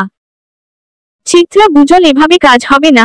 যা তারা চিহ্ন নো তারা চিহ্ন আ তারা চিহ্ন রগুলোকে মা তারা চিহ্ন রার সময় ছু তারা চিহ্ন রিটা ফেলে এসেছে। ব্যাগ হাতুড়ে কলম বের করে চট করে ইভানে কণ্ঠনালী বরাবর ধরে বলে, এখনই গাড়ি থামান, নয়তো এখানে সব শেষ করে দিব। আমার কথাটা একবার শোন। কিছু শুনতে চাই না, গাড়ি থামান বলছি, নয়তো। ইভান গাড়ি দাঁড় করালো যে মেয়ে দেখা যাবে শেষে একটা দুর্ঘ তারা চিহ্ন টনা ঘটিয়ে ফেলেছে। চিত্রা গাড়ি থেকে নামতে ইভান একটা চাপা শ্বাস ফেলে নিজের গন্তব্যের উদ্দেশ্য চলল। ভাগ্য সহায় ছিল বলে অটো পেয়ে যায় কিছু সময় পর। অটো ধরে সে বাড়ি চলে আসে। এসব ভাবনাতে বিভোর হয়ে লিফটের বাটন প্রেস করল চিত্রা। প্রায় 15 মিনিট ধাক্কানোর পরেও যখন দরজা খুলল না ভতারা চিহ্ন, এই চিত্রার গলা শুকিয়ে গেল। ভাইটা তার বাসায় একা, ভাইটার আবার কোন বিপদ হলো না তো? আরো 5 মিনিট দরজা ধাক্কানোর পর আকস্মিক দরজা খোলার কারণে চিত্রা হুড়মুড়িয়ে পড়তে গিয়েও নিজেকে সামলে নিল। এই মেয়ে, সমস্যা কি তোমার? পাগলের মতো দরজা ধাক্কাচ্ছিলে কেন? দরজা কি ভেঙে ফেলবে নাকি? চিত্রার এমন দরজা ধাক্কানোতে পাশের ফ্ল্যাটের লোকজন জড়ো হয়ে গেছে। তাদের দিকে তাকিয়ে চিত্রা বোকা হাসল। লোকজন চলে যেতে চিত্রার সামনে তাকিয়ে দেখে ইভান ভ্রু কুঁচকে ওর দিকে তাকিয়ে আছে। চিত্রা বড় বড় চোখ করে ইভানের দিকে তাকালো। পরনে শুধু এক টাওয়াল পেঁচানো, মাথার চুলগুলো ভেজা, বুঝাই যাচ্ছে সদ্য শাওয়ার নিয়েছে। ইভানের উন্মুক্ত প্রশস্ত বুকে বিন্দু বিন্দু পানির ফোঁটা লেগে আছে। নিজের অজান্তে ফাঁকা ঢোক গিলল চিত্রা, কিন্তু পরেক্ষণে চেঁচিয়ে বলল, আপনি এখানে কি করছেন আমার বাসায়? আমার বাসা আপনি চিনলেন কি করে? আমার ভাইকে কিছু করেননি তো আবার? বলে চিত্রা ঠেলে ইভানকে সরিয়ে ভেতরে ঢুকতে চাইল। ইভান আটকে ফেলল, চিত্রাকে ভেতরে ঢুকতে দিল না। ভ্রু কুঁচকে বলে, সমস্যা কি তোমার? হ্যাঁ, এমন এমন অদ্ভুত বিহেভ করছো কেন? আর ভালো করে দেখো, এটা তোমার বাসা নয়। চিত্রা গোল গোল চোখ করে ইভানের দিকে তাকিয়ে ভিতরের দিকে উকিঝুঁকি করে। যতটুকু দেখা যায় ভিতরটা অন্যরকম। চিত্রা ভ্রু কুঁচকে উপরে তাকায়, আরে এটা তো ব্লক ডি, তার মানে ও 5 তলায় যাওয়ার বদলে ভুলে 6 তলায় চলে এসেছে। চিত্রা ইভানের দিকে তাকিয়ে বোকা বোকা হেসে বলে, ও আচ্ছা, ভুল করে চলে এসেছি, কিন্তু আপনি এখানে কেন? ইভান ভ্রু কুঁচকে বিরক্তি নিয়ে বলে, এই জন্যই বলে মেয়েদের বুদ্ধি হাঁটুর নিচে থাকে, শুধু জানে চেঁচাতে। আমি যেহেতু এখানে আছি, বাসাটা তো আমারই হবে, তাই না? চিত্রা বিড়বিড় করে বলে, মানলাম একটা ভুল না হয় করেই ফেলেছে, তাই বলে এইভাবে অপমান করার কোন মানে হয়? চিত্রা কিছু বলবে তার আগে ইভান ভেতরে ঢুকে ধাম করে দরজা লক করে দেয়। চিত্রা মনেমনে ইভানের গোষ্ঠী উদ্ধার করতে করতে চলে যায়। প্রেয়া, প্রেনা, চিত্রা তিনজনে ক্লাসে বসে আছে। প্রেনা যেন এখনো একটা ঘোরের মধ্যে আছে গতকালের ঘটনাটা নিয়ে। মিনুর এত কাছে ছিল ভাবতেই শরীর শিরশির করে ওঠে। প্রেনার ঘোর কাটে প্রেয়ার ধাক্কায়। রেগে প্রেয়াকে কিছু বলতে যাবে তার পূর্বে প্রেয়া ইশারায় ওকে সামনে তাকাতে বলে। প্রেনার সামনে তাকিয়ে দেখে মীর ওদের ক্লাসে দাঁড়িয়ে আছে। হাতের মেডিকেল নোটবুকসটা ডেস্কের উপর রেখে গম্ভীর রাশভারী কণ্ঠে বলে, hello everybody, I am Mir Raihan Chowdhury, doctors of Dhaka medical college, lecturer of centres medical hospital, department in cardiologist and medicine specialist. Mir একদম ক্যাজুয়াল লুকে আছে। ব্ল্যাক ডেনিম প্যান্টের সাথে হোয়াইট শার্ট, সাথে হোয়াইট ক্যাচরো। সিল্কি ঘন চুলগুলো বরাবরের মতোই ব্ল্যাক ব্রাশ করা, বাদামি মণিযুক্ত বুদ্ধিদীপ্ত চোখ জোড়ার দৃষ্টি পুরো ক্লাসে নিবন্ধ। মীরকে মারাত্মক সুদর্শন দেখাচ্ছে। যেমন তার সুন্দর মুখের আদল, তেমন তার নিখুঁত শারীরিক গঠন। এমন নিখাত সৌন্দর্যের অধিকারী ব্যক্তি খুব কমই নজরে পড়ে।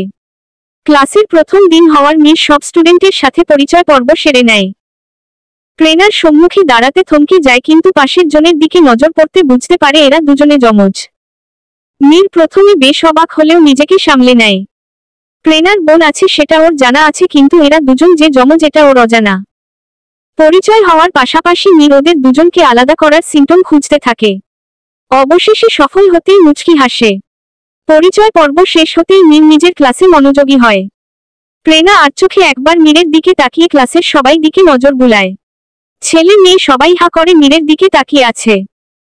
ছেলেদের দৃষ্টিতে রয়েছে একরাশ মুগ্ধতা, আর মেয়েরা পারছে না একেবারে চোখ দিয়ে গিলে ফেলতে। প্রেনার ভীষণ রাগ লাগলো, এত সেজেগুজে আসার কি আছে? এখানে কি কোন সিনেমার শুটিং চলছে নাকি? সুদর্শন হ্যান্ডসাম জামাই থাকলে এই এক জ্বালা। দাঁতে দাঁতে চেপে প্রেনা চুপচাপ সবটা হজম করে নিল। প্রেনার দিকে তাকিয়ে প্রেয়া, চিত্রা মুচকি হাসল। মেয়েটা যে বেশ ভালোই রেগেছে, স্পষ্ট হাবভাব বলে দিচ্ছে। মীরের ক্লাস শেষ হয়েছে অনেকক্ষণ আগে। এখন থেকে পরবর্তী 2টা পিরিয়ড অফ, তারপর আবার ক্লাস হবে। প্রেয়া, প্রেনা, চিত্রা তিনজনই ক্যান্টিনের উদ্দেশ্যে হাঁটতে লাগলো। ক্যান্টিনের কাছাকাছি আসতে আচমকা একটা মেয়ে ওদের সামনে এসে দাঁড়িয়ে ভতারা চিহ্ন আর্ত চোখে তাকালো তিনজনের দিকে। মেয়ে যাওয়া কণ্ঠে বলল, তোমরা কোথায় যাচ্ছ এখন? ক্যান্টিনের দিকে নাকি? হুমুম কেন বলো তো? এখন ক্যান্টিনে যাওয়া নিষেধ, তোমরা জানো না? নিষেধ বলতে ক্যান্টিন অফ নাকি? না, এখন ক্যান্টিন জুবান আর তার দলবলের দখলে। এই সময় ক্যান্টিনে যাওয়া নিষেধ, এটা জুবানের নিষেধাজ্ঞা। তিনজনই হতভম্ব হয়ে রইল। নিষেধ? নিষেধ মানে কি? নিষেধ করার সে কে? ক্যান্টিন কি তার বাপের? নাকি এটা তার বাপের ভার্সিটি যে তার হুকুম মানতে হবে?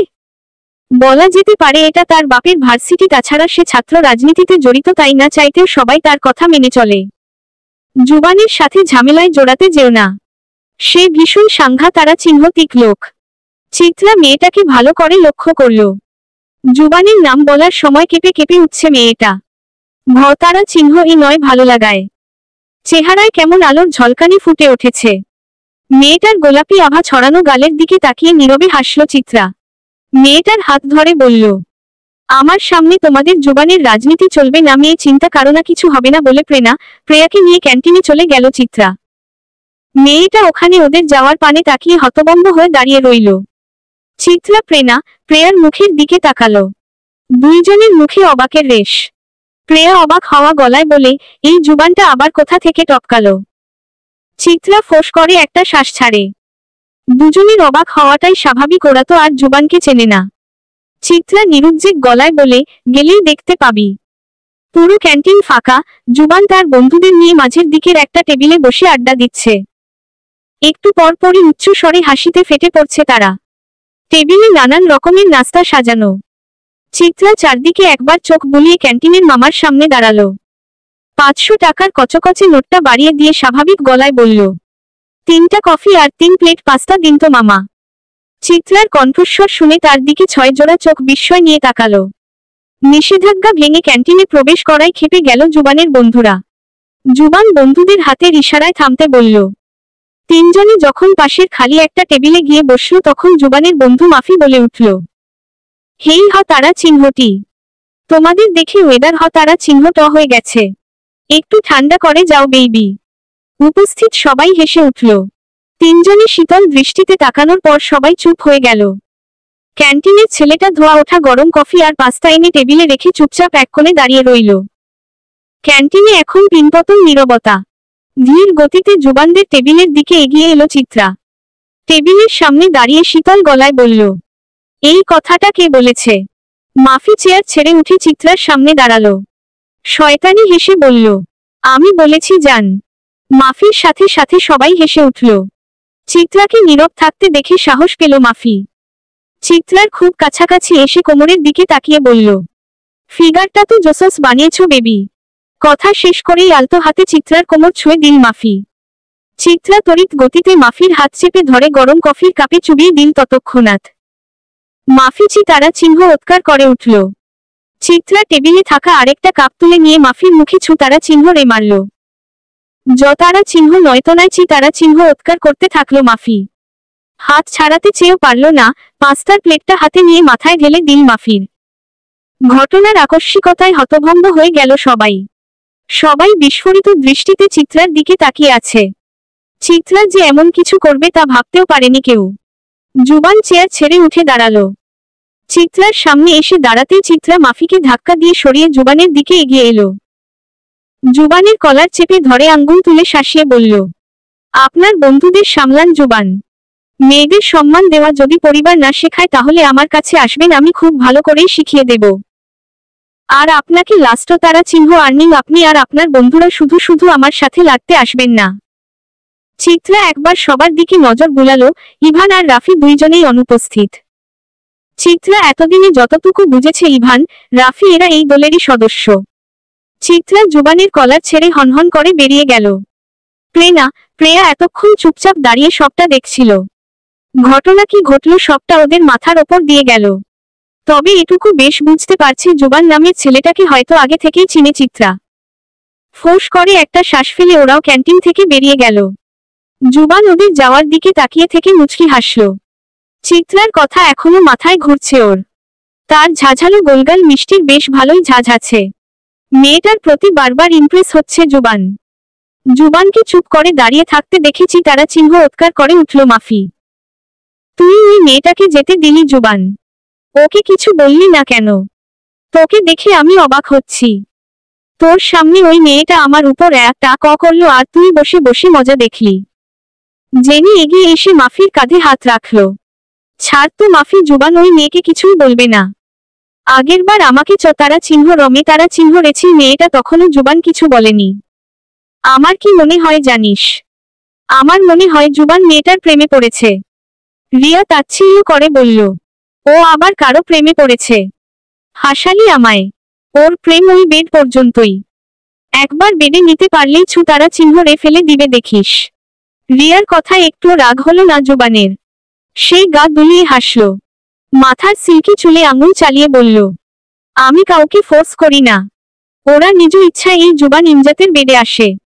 এক রাতের জন্য জুবানকে কাছে পেতে কত কি করে ওরা সেটা তো তোরা জানিস। জিহাদ ভ্রু কুচকে বলে, এত ভাবনিস কেন ভাই? শুধু তুই একাই মেয়েদের ক্রাশ নাকি আমাদের ইভান শাহরিয়ার কি তোর থেকে কম যায় নাকি? ব্যাটাকে একবার দেখ, মেয়েদের কাছে ঘেঁষা তো দূরে থাক, মেয়ে দেখলেই 10 হাত দূরে থাকে। আমান কোনা চোখে তাকিয়ে বলে, শুধু কি ইভানি মেয়ে দেখলে দূরে থাকে, রাফিকে চোখে পড়ে না তোর? এই দুইটা যে আমাদের বন্ধু ভাবতেই অবাক লাগে। হারামিগুলা যে কোন গ্রহের এলিয়েন আল্লাহ মালুম। ইভান, এই ইভানকে জুবানের অসহ্য লাগে। সবকিছুতে ওর কথা উঠে আসবেই। যবে থেকে ওদের বন্ধুত্ব শুরু হয়েছে তবে থেকে ইভানকে নিজের প্রতিদ্বন্দ্বী হিসাবে ভেবেছে জুবান। প্রতিদ্বন্দ্বিতার বিষয়টা জুবান সম্পূর্ণ ব্যক্তিগতভাবে নিজের মধ্যে রেখে দিয়েছে। তবে ইভানের দিক থেকে সবসময় বন্ধু মতোই ট্রিট পেয়েছে জুবান, যদিও ইভান বেশিরভাগ সময় অনুপস্থিত থাকে। ইভানের একটা বিষয় জুবান বেশ ভালো করে লক্ষ্য করছে। ইভান যতক্ষণ ওদের সাথে থাকে সবসময় মুখে গাম্ভীর্যতার রেশ থাকে আর প্রয়োজনের অতিরিক্ত কোন শব্দ ওর মুখ থেকে উচ্চারিত হয় না। যন্ত্রণার মধ্যেও হাসল মাফি। বরফ পানিতে চুবানো ফোসকা পড়া হাতটা দেখে দৃঢ়তার সাথে বলল, শোন জুবান, তুই মেয়েটাকে কিছু না বললেও আমি ছেড়ে দেব না ওকে। একে ভাইরাল করতে 2 মিনিটও লাগবে না আমার। জুবানের ঘোর কাটে মাফির তারা চিহ্ন শাক্ত বাক্যটি কর্ণগোচর হতেই শরীরে হাজারো সূচ ফুটার অনুভূতি হলো জুবানের। সে মাফির দিকে তাকিয়ে বলল, ওর দিকে কেউ তাকাবি না। এই ঝাঝালো মিষ্টি শুধু জুবানের। জুবানের জিনিসের দিকে কেউ চোখ তুলে তাকাক, এটা জুবানের পছন্দ নয়। মাফি মাফি মুখ বিকৃত করল, তাচ্ছিল্য করে বলল, ঠিক আছে, ওকে ছুঁড়ে ফেলার পরই না হয় আমি মজা বুঝাবো। চল, একটা চ্যালেঞ্জ হয়ে যাক। মেয়েটাকে 1 মাসের মধ্যে বেডে নিতে হবে তোর। জুবান আবারও হাসল, হাসলে তার গালে টোল পড়ে। একে তো মারাত্মক সুদর্শন, তার ওপর টোল পড়া এই হাসি। এই টোল পড়া হাসির ওপর কত মেয়ে যে ফিদা সেটার হিসাব নেই। Challenge accepted. এয়ারপোর্ট থেকে নেমে আধ ঘন্টা পর নেক্সট ফ্লাইট ধরে চট্টগ্রাম এসে নামে ব্রায়ান আর রবিন। হাতে থাকা ব্যান্ডের ওয়াচটার দিকে চোখ বুলালো। সন্ধে 6টা বাজে। লাগেজগুলো নিয়ে একটা গাড়ি ভাড়া করে লোকটাকে একটা ঠিকানা দিয়ে পৌঁছে দিতে বলল। টানা 5 ঘন্টার জার্নিতে ক্লান্ত হয়ে গাড়ির সিটে গা এলিয়ে দিল ব্রায়ান। আধ ঘন্টা পর কাঙ্ক্ষিত জায়গায় পৌঁছে গেল ওরা। একটা বিশালাকা গেটের সামনে দাঁড়িয়ে আছে ওরা। গেটে কোন দারোয়ান না থাকায় সহজে বাড়ির ভিতরে পৌঁছে গেল দুজন। বিশালাকা ডুপ্লেক্স বাড়িটা একদম নির্মাণ হয়ে পড়ে আছে। চারপাশের গাছপালাগুলো যত্নের অভাবে অনাদরে অবহেলায় পড়ে আছে। ঝোপঝাড় সৃষ্টি হয়ে আছে। বাড়ির দেওয়ালগুলোতে শ্যাওলার আস্তরণ পড়ে আছে। বাড়িটা একদম পরিত্যক্ত ভুতুড়ে বাড়ি হয়ে মনে হচ্ছে। কে বলবে একসময় বাড়িটাই প্রাণের অস্তিত্ব ছিল, কিন্তু এখন সবকিছু ধোঁয়াশা ঘেরা অতীত। একটা দীর্ঘ শ্বাস ফেলে ধীর পায়ে ভেতরের দিকে এগিয়ে গেল ব্রায়ান। রবিন আশপাশটা ভালো করে তাকিয়ে কয়েকটা ফাঁকা ঢোক গিলল। এই বাড়িটা দেখে তো মনে হয় মানুষ তো দূরে থাক, কোন জীবজ তারা চিহ্ন নয়তো এখানে থাকে না। এখানে ওকে কি থাকার জন্য নিয়ে এসেছে নাকি? আমরা হোটেলে না গিয়ে এখানে কেন এসেছি ব্রায়ান? ব্রায়ান নির্লিপ্ততা গলায় বলে, থাকতে। ভতারা চিহ্ন এই কয়েকটা শুকনো ঢোক গিলে রবিন যা সন্দেহ করেছিল তাই। এই বাড়িতে থাকা কোনোভাবেই সম্ভব নয়। কাপা কাপা গলায় বলে, দেখ ভাই, আমি ভীষণ টায়ার্ড, এটা কি মজা করার সময় বল? বাড়িটা দেখে তো মনে হয় মানুষ দূরে থাক, কাকপক্ষীও এখানে থাকে না। চল কোনো হোটেলে যাই। ব্রায়ান বাসার মেন্ডোর খুলতে গেলেই দেখি দরজাটা ভেতর থেকে লক করা। রবিন ভতারা চিহ্ন এ বলে, দেখি দরজা ভিতর থেকে লক করা, নিশ্চয় তারা চিহ্ন রদা তারা চিহ্ন কাত হবে, চল এখান থেকে চলে যায়। ব্রায়ান বিরক্ত গলায় বলে, তুই কি থামবি বলে জোরে জোরে দরজায় তারা চিহ্ন ঘাত করতে থাকে। কিছুক্ষণ পর একজন বৃদ্ধ লোক এসে দরজা খুলে দিয়ে অবাক কণ্ঠে বলে, তোমরা কি দাদু ভাইরা? আগে তো কখনো দেখিনি। ব্রায়ান ফোঁস করে একটা নিঃশ্বাস ছেড়ে বলে, আপনি নিশ্চয় রহিম দাদু। আমি বিনতি মির্জার ছেলে ব্রায়ান এমরাজ। ব্রায়ানের কথা শুনে লোকটা কেঁদে ব্রায়ানকে জড়িয়ে ধরে। তুমি এত বড় হয়ে গেছো দাদুভাই, তোমার মাকে 35 বছর আগে দেখেছিলাম। মেয়েটাকে ছোট থেকে নিজের হাতে মানুষ করেছি, কিন্তু মেয়েটা মাতারা চিহ্নরা গেল, অথচ একবার চোখের দেখাও পেলেম না। বাড়িটাও এখন শ্মশান হয়ে গেছে, কি থেকে যে কি হয়ে গেল দাদুভাই বলে উনি কাঁদতে লাগলেন। খানিকক্ষণ পর কান্না থামিয়ে তাড়াহুড়ো করে বলেন, এই দেখো কতক্ষণ বাহিরে দাঁড়িয়ে আছো, এসো ভিতরে এসো বলে ব্রায়ানকে টেনে ভিতরে নিয়ে গেল। ওদের থাকার জন্য একটা রুম দেখিয়ে তিনি ওদের খাবার ব্যবস্থা করতে চলে গেলেন। রবিন গোল গোল চোখ করে সবকিছু দেখল, ঘটনা কি ঘটল কিছুই বুঝল না। তবে বাড়ির বাহিরেটা যতটাই অগোছালো, ভিতরটা ততটাই গোছালো পরিপাটি, যদিও রাজকীয় আসবাবপত্রগুলোর উপরে মলিনতার ছাপ পড়েছে। ব্রায়ান ওয়াশরুমে ফ্রেশ হতে চলে গেলে রহিম দাদু এসে ওদের খাবার রুমে দিয়ে গেল। যাওয়ার সময় বলে গেছে উনি নিচেই আছেন, কিছুর প্রয়োজন হলে ডেকে দিতে। লম্বা শাওয়ার নিয়ে বের হতেই রবিন ব্রায়ানকে ঝেঁকে ধরল কাহিনী কি হচ্ছে বলার জন্য। ব্রায়ান ভিজা টাওয়ালের সাহায্যে নিজের হালকা বাদামি চুলগুলো মুছতে মুছতে বলল, রহিম দাদু হচ্ছে এ বাড়ির পুরনো বিশ্বস্ত কাজের লোক। এটা আমার নানার বাড়ি। একটা ভতারা চিহ্ন আবহ পরিস্থিতির শিকার হয়ে মামা মামি সুতারা চিহ্ন ইসাই তারা চিহ্ন ডকরেন, আর আমার একজন মামাতো বোন, ওকে মাতারা চিহ্ন ডার করা হয়। তবে এখনো আমার একজন মামাতো বোন ও একজন ভাই বেঁচে আছে, তবে তারা এখন এখানে থাকে না। নানা নানু অনেক আগেই মাতারা চিহ্নরা গেছিলেন, তবে মামা মামি সুতারা চিহ্ন ইসাই তারা চিহ্ন ডের কিছুদিন আগে কাজিনের মাতারা চিহ্ন ডার হয়। আর রহিম দাদু তখন ওনার গ্রামের বাড়ি ছিলেন, তখন ওনার স্ত্রী মাতারা চিহ্নরা গেছিলেন। উনি এসবের কিছুই জানতেন না, পরে যখন এখানে এলেন সব শেষ। রহিম দাদুর গ্রামের বাড়িতে কেউই ছিলেন না, সেজন্য উনি এখানে থেকে যান আর বাড়িটার দেখাশোনা করেন। মামা আর মা ছাড়া নানার আর কোন সন্তান ছিল না, সেজন্য বাড়িটা এখন পরিত্যক্ত হয়ে আছে। ব্রায়ান কথায় রবিন বিস্ফোরিত দৃষ্টিতে তাকিয়ে আছে। চিত তারা চিহ্ন কার করে বলে? ও 8। এসব কি বলছিস? এত কিছু হয়ে গেল, এত খোঁজ খবর নিয়েছিস আর আমি কিনা কিছুই জানি না। ব্রায়ান স্মিত হেসে বলে, পরিবর্তিতে আরো অনেক কিছুই জানবি। এখন ফ্রেশ হয়ে আয়, একসাথে ডিনার করে ঘুমাবো, কাল অনেক কাজ আছে। ইভানের বাড়িতে রাফি আর ইভান বসে কিছু ইম্পর্টেন্স পেপারস নিয়ে ডিসকাস করছে। রাফি হাতের পেপারগুলো টেবিলে রেখে কথা বলায় মনোযোগ দিল। আচ্ছা ইভান, তোর কি মনে হয় যেদিন ভার্সিটিতে যে লাতারা চিহ্ন শটা পাওয়া গেছে, লাতারা চিহ্ন শের সারা শরীর খতারা চিহ্ন তো বিক্ষত ছিল? লাতারা চিহ্ন শের পুরো শরীর জুড়ে এত অত্যাচারের চিহ্ন থাকলেও মুখটা অক্ষত রেখেছে কিন্তু কেন? সাধারণত এসব মাতারা চিহ্ন ডার্কেসে খুতারা চিহ্ন নিভি তারা চিহ্ন টিমের চেহারা নতারা চিহ্ন স্ট করে ফেলে। তোর কি মনে হয় ইভান খুতারা চিহ্ন নি কেন লাতারা চিহ্ন শের চেহারা নতারা চিহ্ন স্ট না করে অক্ষত রেখেছে? ইভান হাতের পেপারগুলো গুছিয়ে একটা ফাইলের ভেতর ঢুকিয়ে নিল। ফাইলটার উপরে সিগনেচার করে হাতের কলমের ক্যাপটা আটকিয়ে বলল, স্বাভাবিক ব্যাপার, লাতারা চিহ্ন শের মুখ অক্ষত, কারণ খুতারা চিহ্ন নি চাইছিল সবাই যেন লাতারা চিহ্ন শটার পরিচয় জানতে পারে। ইভান এমন ভাবে বলল যেন সে নিজেই খুতারা চিহ্ন নটা করেছে। রাফি ঠাট্টার স্বরে বলল, এটা তোর কাজ নয় তো ইভান। দূর তারা চিহ্ন লা, তুই তো আমাকে খুতারা চিহ্ন নি বানিয়ে দিচ্ছিস। রাফি দাঁত কেলিয়ে হাসল, মজা করে বলল, তুই তো খুতারা চিহ্ন নেই, দেশের নাম্বার 1 সিরিয়ার কি তারা চিহ্নলার। তোকে আবার নতুন করে খুতারা চিহ্ন নি বানাতে হবে নাকি? আচ্ছা শোন, বসু দেখা করতে বলেছে, রাতে চলে আসিস, হয়তো নতুন কোনো খুতারা চিহ্ন নের সুপারি পেয়ে যাবি। তুই লোকেশন আর টাইম মেসেজ করে দে, আমি ঠিক সময় পৌঁছে যাব। শহরের সবচেয়ে বিলাসবহুল হোটেলের একটা সিক্রেট চেম্বারে বসে আছে ইভান আর রাফি। রুমে হালকা নীল আলোর ড্রিম লাইট জ্বলছে। ইভান সহ উপস্থিত সবার পোশাক একরকম, কালো কোট কালো মাস্ক। এদের কেউ কাউকে চেনে না, চেহারাও হয়তো দেখেনি কোনোদিন। ইভান হাত ঘড়িতে সময় দেখল, রাত 2:57। মুখ দিয়ে বিরক্তি সূচক শব্দ করল সে। বসের আসার কথা ছিল 1:30, উনি 1 ঘন্টা 27 মিনিট লেট। ইভান গম্ভীরভাবে চারদিকে চোখ বুলালো। আবছা আলো আবছা অন্ধকারে রুমটাকে রহস্যময় করে তুলেছে। সবার হাতে দামি ব্র্যান্ডের ড্রিঙ্কস, নিজের হাতে থাকা ড্রিঙ্কসে চুমুক দিল সে। হাতে থাকা পেপারগুলো তো আবার চোখ বুলালো ইভান। এই নিয়ে 27 বার পেপারগুলো চেক করে ফেলেছে সে, কোথায় যদি বিন্দু পরিমাণ ভুল ত্রুটি হয়ে যায় তাহলে পুরো বিষয়টা অন্যদিকে মোড় ঘুরে যাবে। কাজেই ইভানকে পুরোপুরিভাবে পেপারগুলো নিয়ে সতর্ক থাকতে হবে। পাক্কা 23 মিনিট পর বসু রুমে প্রবেশ করল। তার সারা শরীর কালো কাপড়ে মোড়ানো, শরীরের কোনো অংশ দৃশ্যমান নয়। তাদের কাজটাই এমন, সবকিছুতেই গোপনীয়তা বজায় রাখতে হয়। বসু আসার পর কেবল 10 মিনিট কথা বলে সবাইকে কাজ বুঝিয়ে দিয়ে চলে গেল।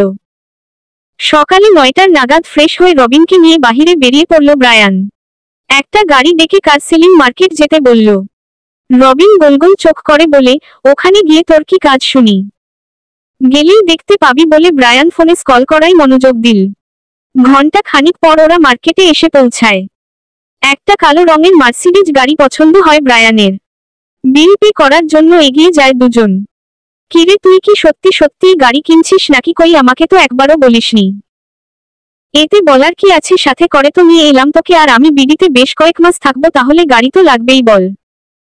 হুমুম, সেটা তো ঠিক, গাড়ি তো লাগবেই, কিন্তু আর কোন কিন্তু নয়, পরে সব শুনবো, চল এখন। বিল পে করে গাড়ি নিয়ে বেরিয়ে গেল দুজন। ব্রায়ান ড্রাইভ করছে আর রাফি পাশের সিটে বসে আছে। আচ্ছা, তোর নেক্সট প্ল্যান কি? মানে তুই কি চট্টগ্রাম থেকে বাকি কাজটা কমপ্লিটের ডিসিশন নিয়েছিস নাকি? দুপুরের পর ঢাকায় রওনা হব, ওখান থেকে কাজটা করতে আমাদের জন্য ইজি হয়ে যাবে।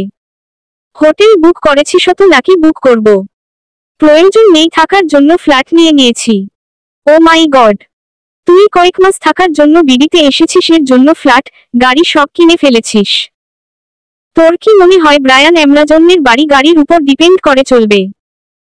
নো, আমি সেটা বলতে চাইনি। মানে তুই তো কয়েক মাস পর কানাডায় ব্যাক করবি, তাহলে এত দাম দিয়ে ফ্ল্যাট গাড়ি এসবের কি প্রয়োজন ছিল? আচ্ছা ওসব বাদ দিয়ে চল, বাসায় ফিরে সব গোছগাছ করে রওনা দিয়ে দেই। ঢাকায় পৌঁছাতে তো 8-10 ঘন্টা লেগে যাবে। ব্রায়ান কোন কথা বলল না, চুপচাপ দক্ষতার সাথে গাড়ির স্টিয়ারিং ঘোরাচ্ছে। রোদের তাপে ওর ফর্সা মুখশ্রী আরক্তিম হয়ে আছে। ওর শারীরিক গঠন সম্পূর্ণ বাবার মতো হলেও মুখের আদল পেয়েছে মায়ের মতো। অসম্ভব মাত্রার সুদর্শন এই যুবকটির দিকে এক ঝলক দৃষ্টি পড়লে যেন চোখ ধাঁধিয়ে আনে। মনে হয় এই ভতারা চিহ্ন অঙ্কর সুন্দর রূপ যেন যে কারো দৃষ্টি ঝতারা চিহ্ন লসে দিতে সক্ষম। যেন আল্লাহ তাকে রূপ দিতে কোন কার্পণ্য করেননি। ফাঁকা রুমের মধ্যে দাঁড়িয়ে আছে চিত্রা। রুমটা বেশ অন্ধকার। আজ ভার্সিটি আসার পর একটা মেয়ে জরুরি কথা বলবে বলে এখানে ডেকে নিয়ে এসেছে তাকে। এখানে আনার পর অপেক্ষা করতে বলে বাইরে চলে গিয়েছে মেয়েটা। সেই যে গিয়েছে এখনো আসার নাম গন্ধ নেই। রুম থেকে বের হতে উদ্যত হতেই রুমের দরজা অফ হয়ে যায়। চিত্রা একটুও ভতারা চিহ্ন পাচ্ছে না, বরং ক্লাসে পৌঁছাতে দেরি হবে বলে চিন্তিত সে। তাছাড়া প্রেরণা নিশ্চয় ওর জন্য অপেক্ষা করছে। পেছনে কারো উপস্থিতি টের পেল সে, ঘাড়ে গরম নিঃশ্বাস পড়ছে। চিত্রা পেছনে ফিরে তাকাতেই কারো পুরুষালী দেহের সাথে ধাক্কা খেল। তখনই লাইট জ্বলে উঠল। চিত্রার সামনে তাকিয়ে দেখল জুবান তার দিকে এক দৃষ্টিতে তাকিয়ে আছে। সেই সরে যেতে নিলে দেয়ালে হাত রেখে আটকালো জুবান।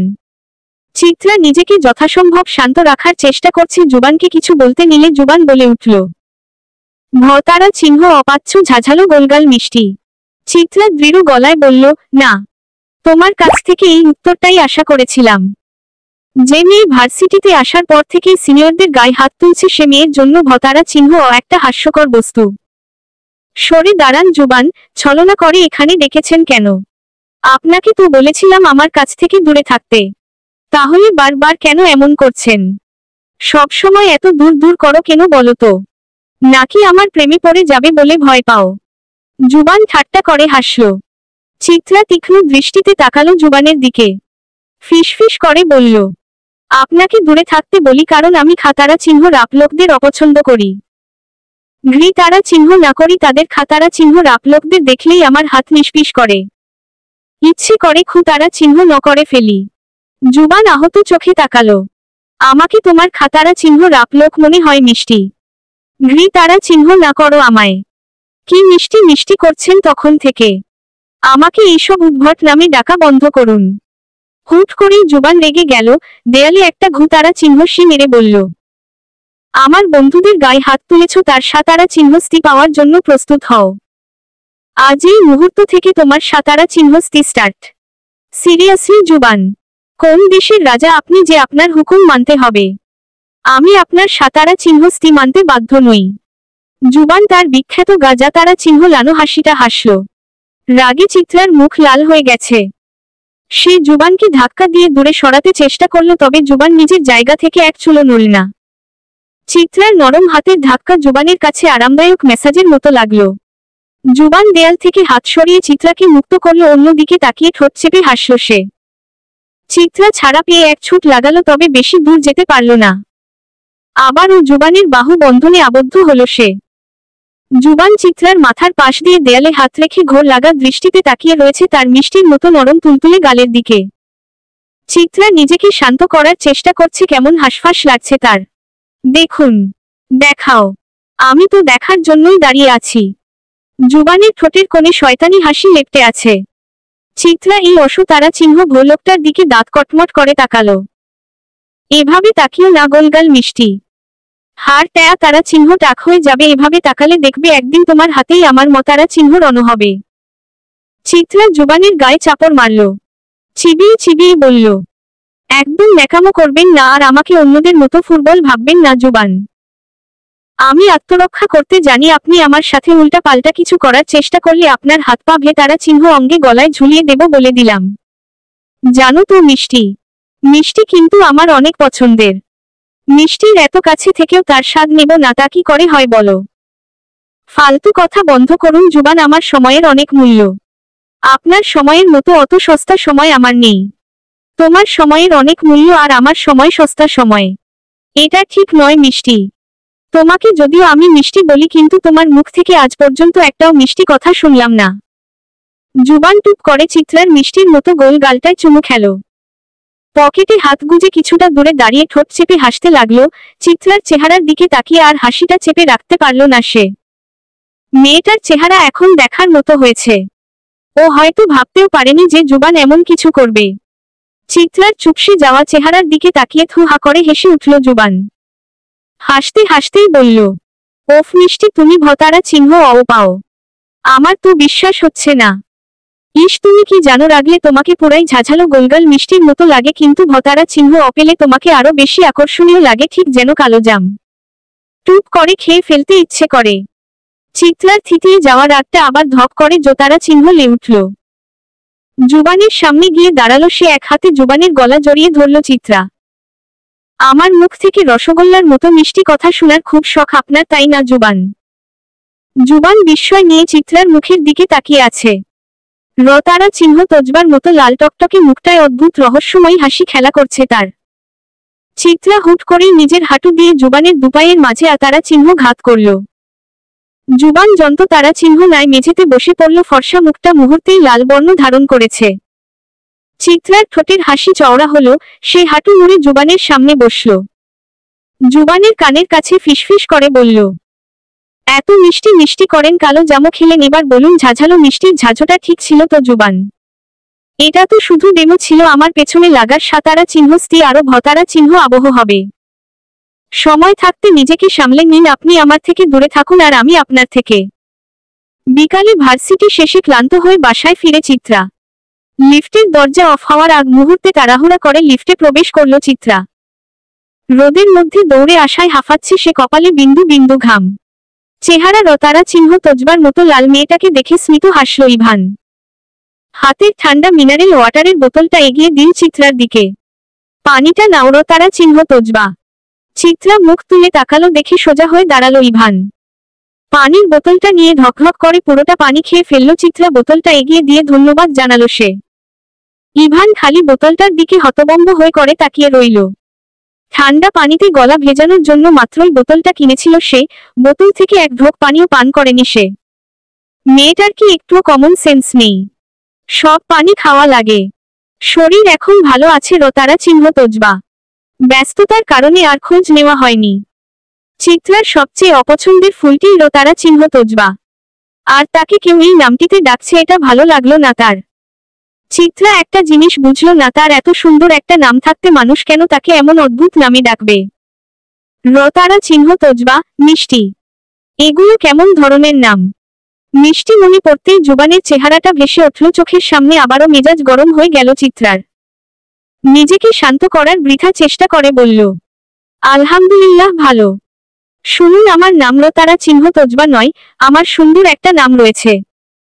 চিত্রা নাম আমার। আমাকে চিত্রা বললেই বেশি খুশি হব।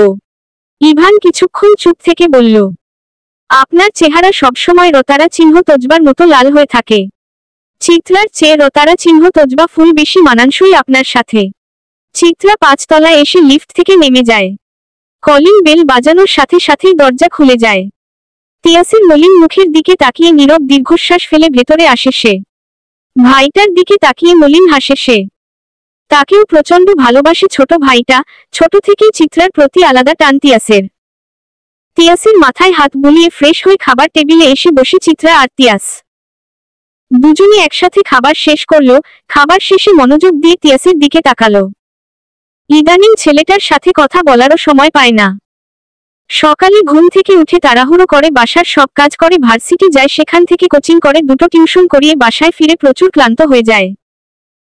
তারপর ফ্রেশ হয়ে খেয়ে দিয়ে পড়তে বসে মধ্যরাত অবধি পড়ালেখা করে, আর কথা বলার মতো ইচ্ছে বা এনার্জি কোনোটাই থাকে না। তিয়াসের মাথায় হাত বুলিয়ে বলল, পড়াশোনার কি অবস্থা তোর ভাই?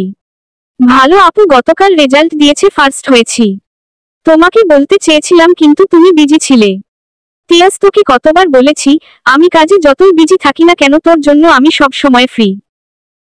অনেকদিন বাহিরে ঘুরতে যাওয়া হয় না, যা ফ্রেশ হয়ে আয়, আমরা আজ পুরো বিকালটা ঘুরে রাতে ডিনার করে একবারে বাসায় ফিরব। সত্যি আপু? তাহলে তো খুব মজা হবে, আমি এখনই রেডি হয়ে আসছি বলে তিয়াস ছুটে চলে গেল। চিত্রা ভাইয়ের যাওয়ার দিকে তাকিয়ে মুচকি হেসে রেডি হতে চলে গেল। প্রেরণা ব্যাগ গোছাচ্ছে, বিয়ের পর আজ প্রথমবার নিজের বাড়ি যাচ্ছে। মাত্র 4 দিন পরিবার থেকে দূরে ছিল, কিন্তু ওর মনে হচ্ছে কয়েক বছর দূরে ছিল। মনটা আজ বেশ ফুরফুরে। নীল এখনো বাসায় আসেনি, কখন আসবে সেটাও জানে না। একটা চাপা ফেলে ব্যাগ গোছানো শেষে একটা লম্বা শাওয়ার নিয়ে একটা হলুদ জামদানি পরে নিল প্রেরণা। হালকা ভেজা সিল্কি লম্বা চুলগুলো দিয়ে ফোঁটা ফোঁটা পানি গড়িয়ে পড়ছে। হেয়ার ড্রায়ার দিয়ে চুলগুলো শুকিয়ে নিয়েছে। ছেড়ে রাখা চুলের মধ্যে একটা বেলি ফুলের গাজরা লাগিয়ে নিয়েছে। ভার্সিটি থেকে ফেরার সময় গাজরাটা কিনে এনেছে। চোখে হালকা কাজল আর কমলার ন্যায় অধরজোড়া রাঙিয়ে তুলল হালকা লিপোগ্লস দ্বারা। শরীরে মেখে নিল তীব্র মোহনীয় সুভাষযুক্ত জুঁইফুলের পারফিউম। হাত কান গলা সাজিয়ে তুলল মোটা মোটা সোনার অলংকারে। তৈরি হওয়া শেষে আয়নায় খুঁটিয়ে খুঁটিয়ে নিজেকে পর্যবেক্ষণ করছে প্রেরণা। না কোন ঘাটতি নেই, আল্লাহ যেন প্রতি অঙ্গে মোহময়ী রূপ ঢেলে দিয়েছেন ওকে। ওর কাছে অন্তত সেটাই মনে হচ্ছে। যদি তাই হয় তাহলে মীর কেন ওকে এত এড়িয়ে চলে? মীর তো বলেছিল সময়ের সাথে সাথে ওর সাথে অ্যাডজাস্ট করবে। সত্যিই কি তাই? যদি সত্যি ওর সাথে অ্যাডজাস্ট করতো তাহলে অন্তত ওকে এড়িয়ে চলতো না। আচ্ছা, ও কি এতই খারাপ, এতই অসুন্দর? প্রেরণার ঘোর কাটে আসমা চৌধুরীর করকশ কণ্ঠে। একই মেয়ে, এত সময় লাগে কেন তৈরি হতে? বিয়ের পর প্রথমবার বাপের বাড়ি যাচ্ছ, তাও একা, স্বামী ছাড়া। তোমাদের দেখে তো মনে হয় স্বামী স্ত্রীর স্বাভাবিক সম্পর্ক এখনো গড়ে ওঠেনি। তাই এই ভুবনমোহিনী রূপের কি মূল্যে আছে শুনি যদি স্বামীকে আটকাতে না পারো? যাও নিচে যাও, ভাইজান তোমার জন্য অপেক্ষা করছে বলে আসমা চৌধুরী গটগট করে চলে গেলেন। প্রেরণার চোখ থেকে টুপ করে কয়েক ফোঁটা অশ্রু গড়িয়ে পড়ল। সত্যি কি এই রূপের কোন মূল্য আছে?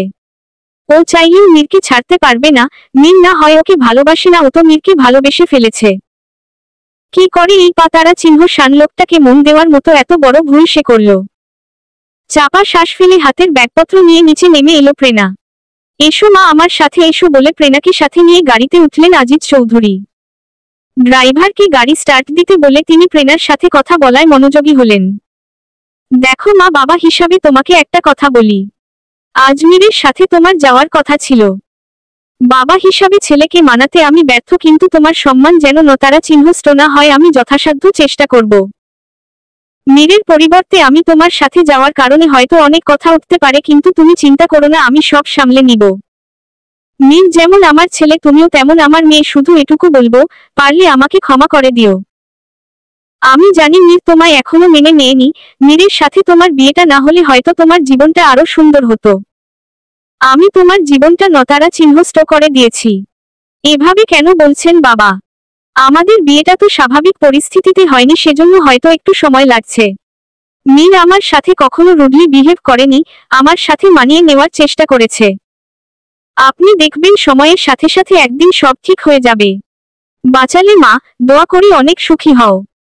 নিজের ছেলে বলে বলছি না, মীর উপর থেকে রাগী হলেও ভেতরটা একদম কোমল। ছোটবেলা থেকে মায়ের আদর ছাড়া বড় হয়েছে, তো তাই ছেলেটা একটু বেপরোয়া। তুমি দেখবে ও যখন তোমাকে ভালোবাসতে শুরু করবে তখন তোমার পিছুই ছাড়বে না। আজিজ চৌধুরীর কথায় প্রেরণা স্মিত হেসে বলে, আপনি একদম চিন্তা করবেন না বাবা, দেখবেন একদিন সব ঠিক হয়ে যাবে। তাই যেন হয় মা। আমার ছেলেটা ছোটবেলা থেকেই ভালোবাসার কাঙ্গাল। ছেলেটা একটু ভালো থাকুক, এটাই আমার চাওয়া। আমি জানি তুমি ওর জন্য একদম পারফেক্ট, দেরিতে হলেও মীর একদিন ঠিক বুঝবে। আজিজ চৌধুরীর কথায় প্রেরণা মনে আওড়ায়, ভালো তো বাসতেই হবে। আমি ঠিক আমার ভালোবাসা দিয়ে আপনাকে জয় করে নিব মীর। অন্ধকার একটা কামরায় গোঙাচ্ছে সাদাদ। হসপিটালের বেডের মতো একটা বেডের সাথে লোহার শিকল দিয়ে হাত পা বাঁধা সাদাদের। বেডে কোনো বালিশ নেই, ঘাড়টা এক পাশে বাঁকা হয়ে হেলে পড়েছে। মুখে কালো টেপ মারা, চোখের একপাশও আতারা চিহ্ন, ঘাতের চিহ্ন স্পষ্ট। গায়ের চামড়ায় কালশিটে ভাব ফুটে উঠেছে, শরীরের জায়গায় জায়গায় নীল হয়ে ফুলে গেছে। সাদাদ হালকা চোখ মেলে চারদিকে তাকায়, অন্ধকারের জন্য কিছুই দেখতে পাচ্ছে না সে। এখন দিন নাকি রাত সেটাও তার বোধগম্য হচ্ছে না। মাথার পেছনে তীব্র বেতারা চিহ্ন, তার কারণে নড়াচড়াও করতে পারছে না। এখানে আসলো কিভাবে কিছুই মনে নেই তার। শুধু মনে আছে রাতে বন্ধুদের সাথে ড্রিঙ্ক তারা চিহ্ন কষ করে বাড়ি ফিরছিল, তখনই কেউ পেছনে থেকে মাথায় তারা চিহ্ন ঘাত করলে দুচোখে অন্ধকার নেমে আসে। সাদাদ মাথা কাত করে এদিক সেদিকে দেখার ব্যর্থ চেষ্টা করে। আচমকা ঘরের লাইট জ্বলে উঠে। তীব্র আলো সহ্য করতে না পেরে চোখ বন্ধ করে ফেলে সে। কারো পায়ের শব্দ শোনা যাচ্ছে। শব্দটা ধীরে ধীরে সামনের দিকে এগিয়ে আসছে। চোখ সয়ে গেলে দরজার দিকে তাকায় সাদাদ। একজন ডাক্তার সার্জারির পোশাক পরে সামনের দিকে এগিয়ে আসছে। মুখে সার্জিক্যাল মাস্ক, মাথায় একটা হেড থাকার কারণে চেহারা দেখা গেল না ডাক্তারটির। হাতে একটা সার্জিক্যাল ট্রেতে বিভিন্ন ধরনের সার্জারির জোতারা চিহ্ন, যন্ত্রপাতি। সাদাত আশেপাশে তাকিয়ে বুঝলো এটা কোনো পরিত্যক্ত হসপিটালের ওটি রুম, অথবা পুরনো পরিত্যক্ত কোন বাড়ি। চারদিকে প্রচুর নোংরা, দেয়ালের রং চোকলা উঠে মেঝেতে খসে পড়েছে। মেঝেতে প্রচুর ময়লা আর ধুলো জমা হয়েছে।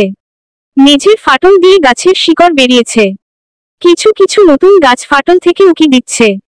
ডাক্তার সাদাদের মাথার দিকে বেডের সাথে লাগোয়া টেবিলটায় ট্রে রেখে সাদাদের দিকে এগিয়ে এলো। সাদাত চিৎ তারা চিহ্ন কার করে বলতে চাইছে তার মুখ খুলে দিতে।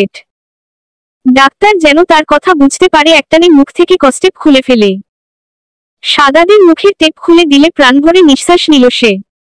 বাতাসে তারা চিহ্ন দঘুটে পচা একটা গন্ধ ভেসে আসায় সাদাদের পেটের ভেতরের সবকিছু যেন বেরিয়ে আসতে চাইছে। কে আপনি? আমাকে কি তারা চিহ্ন ডন্যাপ করেছেন কেন? বিশ্বাস করেন আমার আব্বা আম্মা বড়লোক নয়। তাদের কাছে 10,000 টাকা চাইলেও তারা দিতে পারবেন না। আমাকে ছেড়ে দেন, বাড়িতে আমার বাবা মা অপেক্ষা করছে। আমি ছাড়া তাদের দেখার মতো কেউ নেই। ডাক্তার কোনো কথা না বলে সাদাদের গায়ে সফেদ রঙের শার্টটা টেনে কোমর পর্যন্ত নামালো। তারা চিহ্ন বুকের মাঝ বরাবর তারা চিহ্নরি চালিয়ে নিচের দিকে টেনে নামালো। গলগল করে তাজা তারা চিহ্ন তো ছড়িয়ে পড়ল সাদাদের বুকে পেটে। সফেদ রঙের শার্টটা ইতিমধ্যে লাল রং ধারণ করেছে। গগনবিদারী চিক তারা চিহ্ন কার দিয়ে গলাকা তারা চিহ্নটা মুরগির মতো ছটফট করছে সাদাদ। সাদাদের চিক তারা চিহ্ন কারে ডাক্তার বিন্দু পরিমাণ বিচলিত হলো না। তারা চিহ্ন দিয়ে খুব দক্ষতার সাথে বুকের চামড়া তুলে নিল, তারপর দুটো পে তারা চিহ্ন রেক তুলে সজোরে সাদাদের 2 হাতে বসিয়ে দিল।